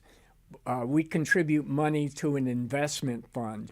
That money will include, and maybe it will only be, military aid that we're giving them. But any dollars that we give them for their military will go into this fund. So there is something in this agreement that does give military funding to Ukraine? I haven't seen the text, and the word military may not be in the text.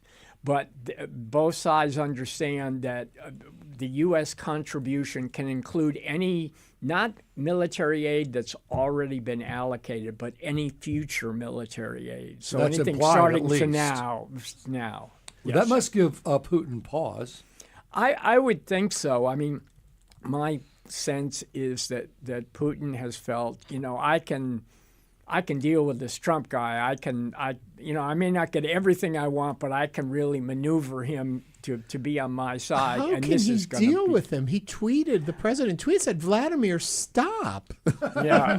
No, I'm not saying it makes sense, but, and I think, it's not uncommon for leaders, any leader of any country, to feel, I can work with him and her and him, and I can make stuff happen because great deal maker. I'm a big deal, We're speaking with Richard Stoll on the latest regarding the Russia-Ukraine conflicts. If you can give us, you can join the conversation by giving us a call at 713-440-8870. So, sir, are you familiar with all of these pipelines, like the Druzhba pipeline, and these different natural gas pipelines that run through Ukraine from Russia into Eastern Europe? Because there's not much said about those. There's a lot about the minerals, but as we know here in Texas, pipelines are important.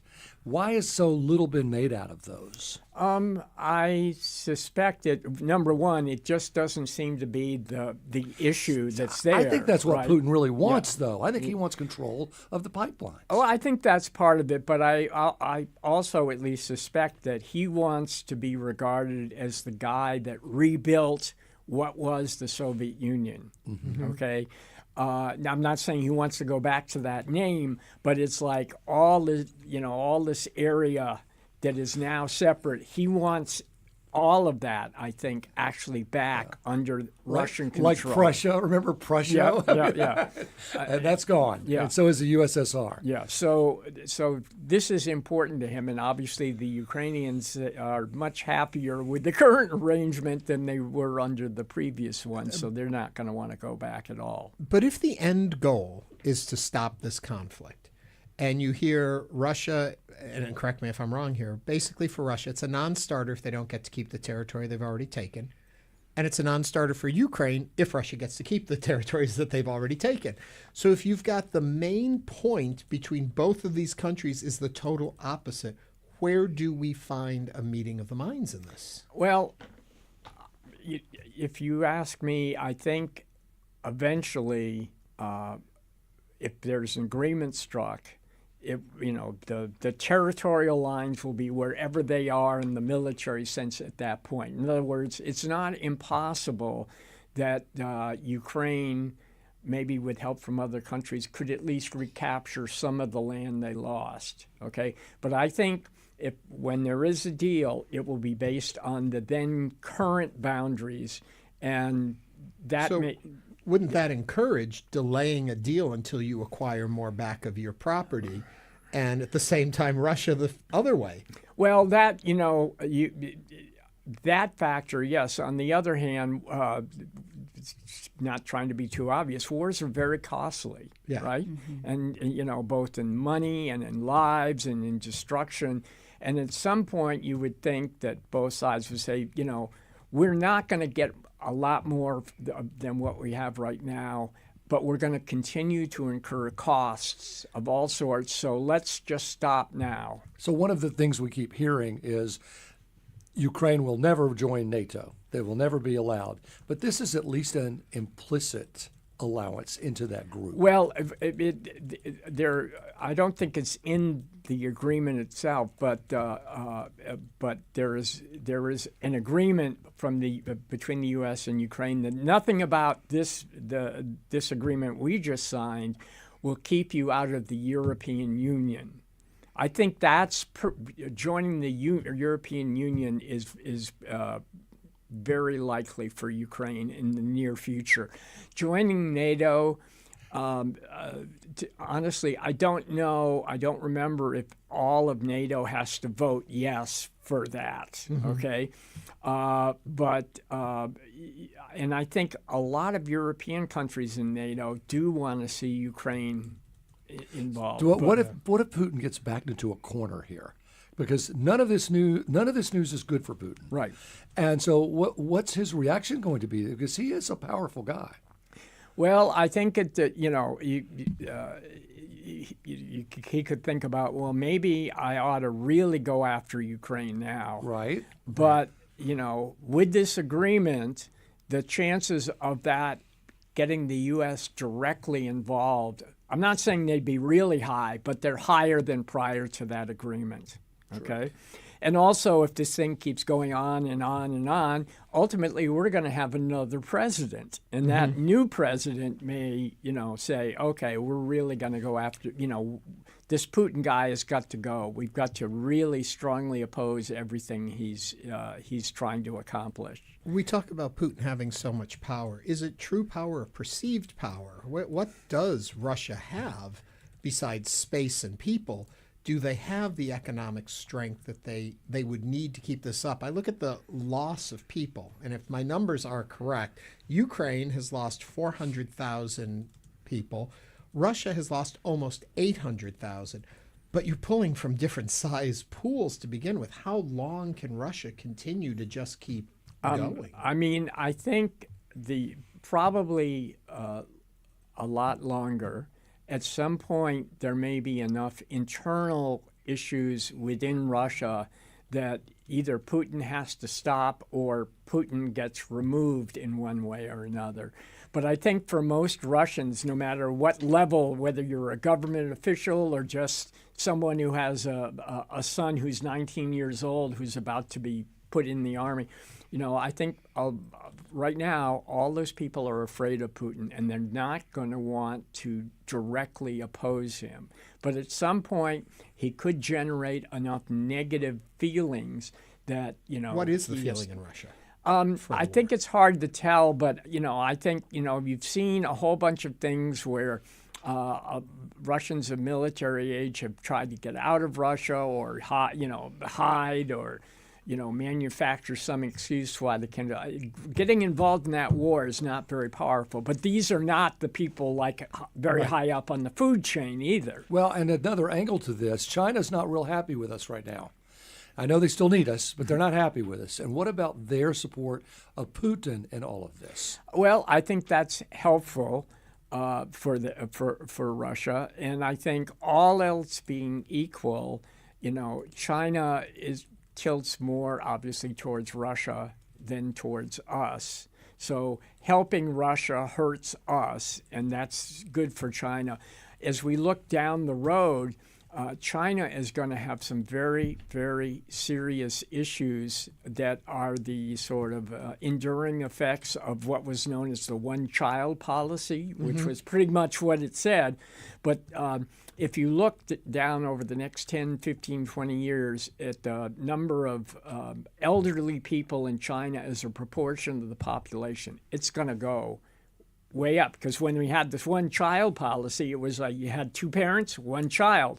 The parents get old, they need help, then you only have one person who's sort of able to keep supporting them. Fascinating. North Korea had gotten involved and was sending troops and such. Where are we at with that? Is that still happening? As far as I know, yes, they have been sending some troops, and I think they're doing it because it will help them curry favor with Putin, and they will get some benefit from that. Because they're not doing very well either. Right. After seeing the signing today and knowing that, and optics are so important in all of this, simply the images from the Vatican made a big difference, no matter what they talked about. What do you see happening next, and do you see a resolution sooner than later? I don't see a resolution in the immediate future because I think Putin still feels he can get something by continuing to push. Now, but that may change, number one, if things go really badly on the battlefield. But number two, okay, the U.S. has this agreement, and all it technically involves is pouring money into this fund, okay? But does that create side effects of okay, why don't we take a bunch of your soldiers and we'll train them to use some really fancy weapons they don't have, but we'll get them those weapons. So in other words, the agreement may lead to further higher levels of cooperation between the U.S. and Ukraine, and that may worse for Putin and Russia. So it could have some effects broader than just technically what's involved in this agreement. But at the end of the day, this is good news. Yes. Good news for you and me. Yes. Yeah. That's good. Richard Stoll is an Albert Thomas Emeritus Professor of Political Science. Richard, thank you for joining us today on Hello Houston. Thank you. Coming up, we have been collecting your current obsessions via email at hellohouston.org and via text at 713-440-8870. We will discuss what's taking up all of our time as Hello Houston continues. Thank you, sir.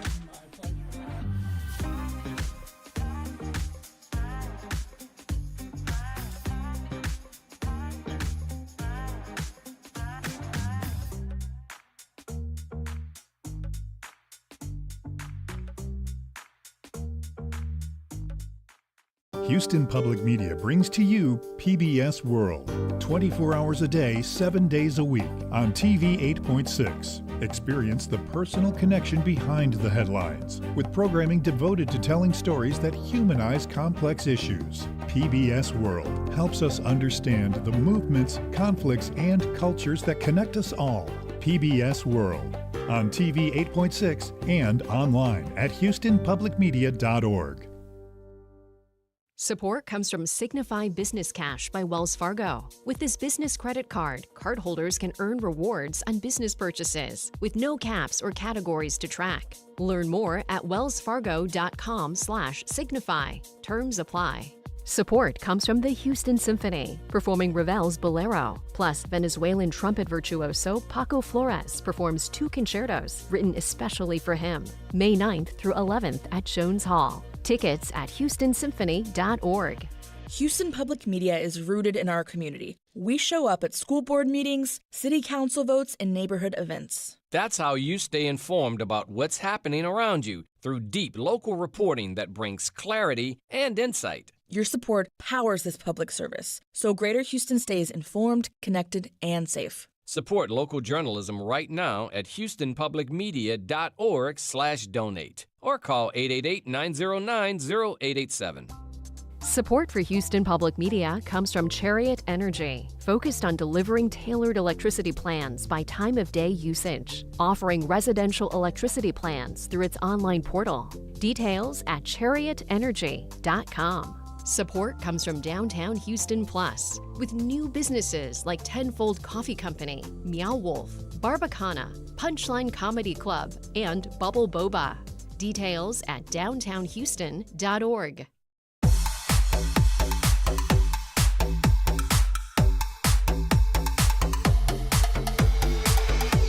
And now back to Hello Houston. To comment on any of today's topics, call 713-440-8870 or email us at talk@hellohouston.org. Now back to Ernie Manouse, Celeste Díaz Schurman, and Frank Billingsley. Hello, Houston. Hello, Houston. This has been a really informative hour and 45 minutes and also fun. Yes, it has been. Yeah. Look at these texts. Will from Independence Heights on the furry issue. Yes. If schools are concerned, they just need to follow a dress code. This is just a way to stifle children's individuality. No, I don't think a full suit costume should be allowed, but if my child wants to wear a toboggan with ears, what's the harm in that? Right? Okay, this is cute. I want to be a cat. Sleep 16 hours, spend the other 8 demanding attention and getting pet on the head. The only downside, 15-year lifespan. There is that. There is that problem. That's actually really cute. On the house comments, on the Darth Vader house, can you imagine if Kanye West bought it? What would decorating look like? He would turn everything neutral. Very neutral. That's his vibe. And he'd rename it completely. I don't know what he would name it. Susie from West U says that the Darth Vader house sold for close to lot value, which is interesting. Oh, very interesting. Jay Wright says, how about the Munster house? Who wouldn't want a staircase that rises with a demonic creature underneath? Outside of Dallas, somebody was so in love with that house, they've built a replica to it. It's in Waxahachie. I have gone by and seen it. I haven't been inside it, but inside matches the TV show and outside looks like the Munsters mansion. Well, Hector from Missouri says, how about the Addams family house? The Addams family house. And, in San Francisco, there's a house that's replicated like the Flintstones right outside. And we've been to that one. We've seen pictures there. Trey from West Houston says, my wife was held at gunpoint by a man out on bond who broke into her home. My personal experience shows these criminals should stay behind bars as long as it takes for justice to be served. On the furry story, Elizabeth from Spring Branch, Ernie made a dismissive comment about the cat litter story. It's actually true. Teachers had cat litter stocked up in case of a lockdown, so terrified children could use it to relieve themselves. Okay, well, man, that's not exactly true. Schools having cat litter is a consequence of school shootings. Bring me the pictures and the receipts on that, and then The rumor of the litter box for cat identifying students has been debunked over and over again. And if you would like to read more, check out Snopes.com, SNOPES. They research all these internet rumors and stories, and they fact check it with actual sources. Please take a look at that, and you'll see that this was a rumor. One more on the Head Start story. It's a program that should not be on the chopping block. Then the smear campaign against Texas schools with the objective of passing school vouchers, which shifts money from public to private. Wow, that was a long time ago, but a clear reverse Robin Hood situation of taking from the poor to give to the affluent. That's interesting. And finally, this on the houses, the apartment from Will and Grace. That would be the kinda Friends cool. apartment too is very iconic. Absolutely nobody could afford either of those in real life. They were both in New York City. This has been great, and we appreciate all of your comments, texts, emails. Keep them coming, especially now. It's time for... It's Thursday, which means it's time to dive into our current obsessions. What is taking up all of our free time and thoughts. A current obsession is that TV show you are binging way too late at night, that song that is on your Spotify repeat, the audiobook that makes you drive an extra mile in your car. Trending this week, the finale to the popular Netflix series You, which was released about a week ago today. And before we get into our current obsessions, we also love to hear yours live right now. Give us a call, 713-440-8870. On the house topic, we did get an email also from Doc MC who says, his current obsession, my obsession is not a whole house, but just the room from Arnold from Hey Arnold. Any kid of the 90s would want this room with a nice sky view. That's right. Hey Arnold was was a cartoon on Nickelodeon. Right in my heyday in the 90s. I'm going to throw a little bit of a twist in this question out to our callers, too. Have you remodeled or created a room in your home that references a pop culture moment, be it from a Flintstone room, a Star Wars bar? Have you done any of that? Let us know about that. Okay. So, current obsession. Yeah. Are you going first? Well, just because you read You, I'm a You viewer. Okay, and I was so excited for the show to come back. I'm only a couple episodes in because life is crazy. Yeah, it's in its last season now. They just released it last week. Oh. Yes. And from what I've seen so far, it's getting a lot. I mean, the show's already far-fetched. But now this one's just like really. But I'm not done. So I'm still watching, but I'm in on You. Okay. You want to go second? No, I was just going to say, we did get a text from Sean in Pearland. He says, current obsession, TV, Andor Season 2. And his book is One Day Everyone Would Have Always Been Against This by Omar El-Akkad. Akkad. I'm reading the book right now. Oh, are you? Called Die with Zero. It's how to be the ant and the grasshopper at the same time. Enjoy your life, but at the end of it, make sure you spit it all. Leave it all on the table, Okay, Frank. so I'm really obsessed. Kevin and I both are obsessed with elephants, right? He really is. And the elephants that are at Herman Park. Those are fascinating. I know. But have you heard of the Sheldrick Wildlife Trust? And they're on TV. So they're a wildlife trust for elephants and rhinos, and they have their own show. Now, remember when the earthquake happened and the mother elephant gathered all the elephants? Yeah, it's an example of the kind of things you see on this show. And so recently, the mother elephant had a baby elephant, and another baby came back in, and the first one got jealous. And so the mother had to put the first one in timeout. And she did. She said, you're in timeout until you learn to behave. So this is the kind of really cool stuff. And you can go sheldrickwildlifetrust.org and adopt your own baby elephant and watch it grow up. It's so cool. But you can't keep them in your house. Yeah. Oh, wait, you can't? No, this is out of Kenya, and it's protecting Kenya's habitats. Our anti-poaching aerial and habitat preservation projects secure vulnerable ecosystems across Kenya. It's fabulous. I know. Anyway, what's in your trunk? What's it? I'm obsessed with Frank's puns.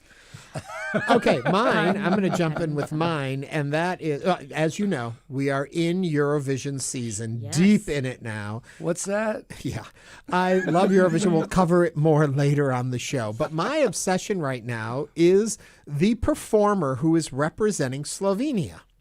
His name is Kelman, Klemen. You know where Slovenia is? Yeah, it's in Europe. And It's not in Europe. He has a song. It's in Eurovision. Yeah, it's north gotta of Greece. be Where are you Europe. from? It's North Croatia.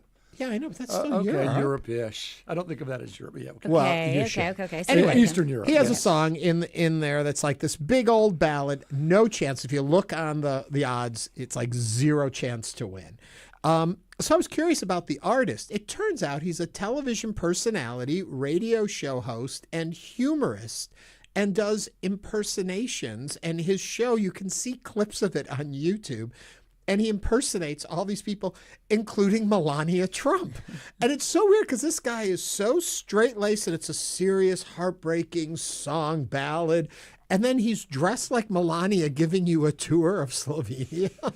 Is everybody... It is very funny. Klemen, if you want to check him out. Doesn't have a chance at Eurovision, but Eurovision is adored as so much more. Yes. We're going to hear a That's what lot I'm about obsessed with. Eurovision. That's You are. right. So my current obsession is I love the royal family, Kate Middleton, following them. But I've currently become obsessed with Meghan Markle. No! I love Meghan Markle. Markle. She, has her new show out.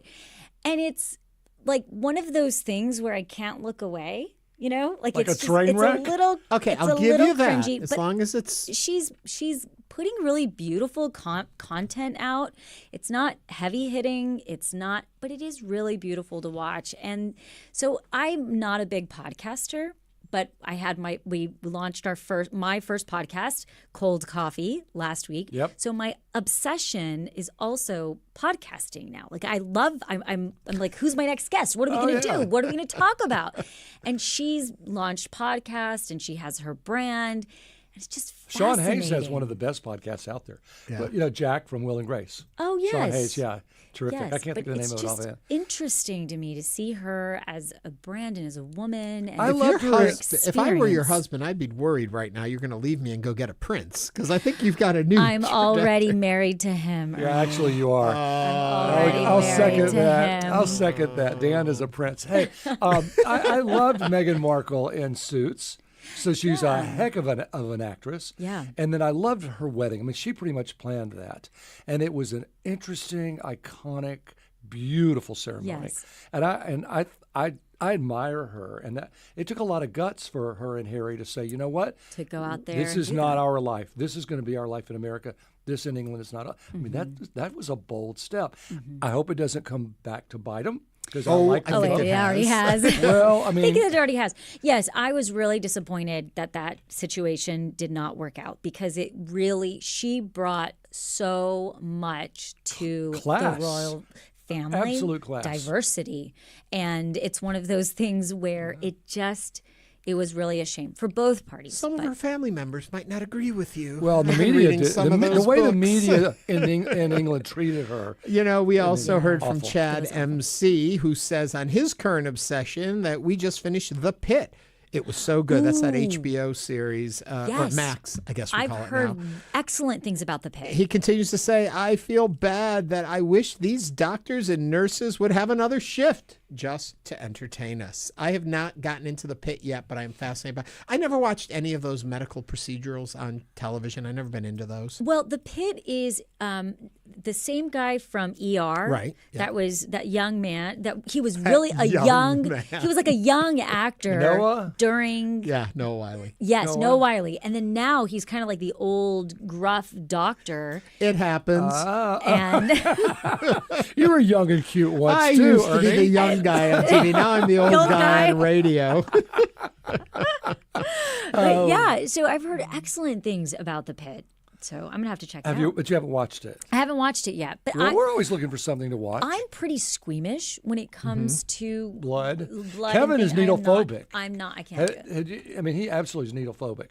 But yet, he's gotten to an age now where he needs Botox. So it's funny how you can, I don't know that there is an age where you need Botox. Okay, whatever. Where he's Where you opted for choose it. Where he's opted for Botox. it. One But day Ernie will have to tell his story. I get about on Botox. airplanes and don't really like it. But so somebody on YouTube just said the pit is incredible. And Phil on YouTube said, I really like this show. YouTube is a great platform for it. Oh, great. Thanks, I will Phil. say, talking of television, I love Hacks. I'm 2 episodes now behind because one just dropped today. But Hacks is phenomenal. If you haven't seen it, Jean Smart deserves all the accolades and all the awards she has gotten for it. It is such a nuanced and real dimensional character that feels like it's a complete human being. It's not just stereotypic and of course they're in a talk show season now where they're creating a talk show. I wonder why it Does she rings get home. Botox yet? Oh, I'm sure that character has Botox. But she's just wonderful in that. Oh, this is a correction that Meghan is not Meghan Markle, but her last name is Sussex. My bad. That's right. I still love her, even if I don't know her name. A very frank comment, which I think brings us to the end. That's it. That wraps up our current obsessions for the week, but you can still send yours in all week long. Just put current obsessions in the subject line and email us at talk@hellohouston.org. We want to thank you for joining us today on Hello Houston. We will be back tomorrow with more conversations. This is News 88.7.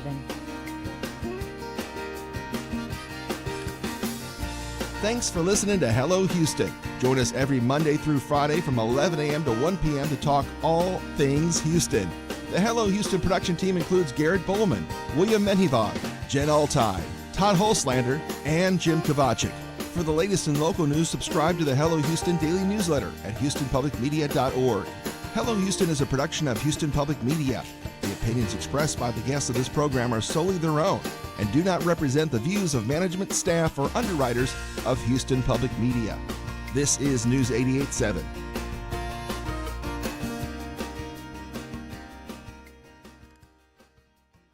Support for Houston Public Media comes from the Near Northwest Management District.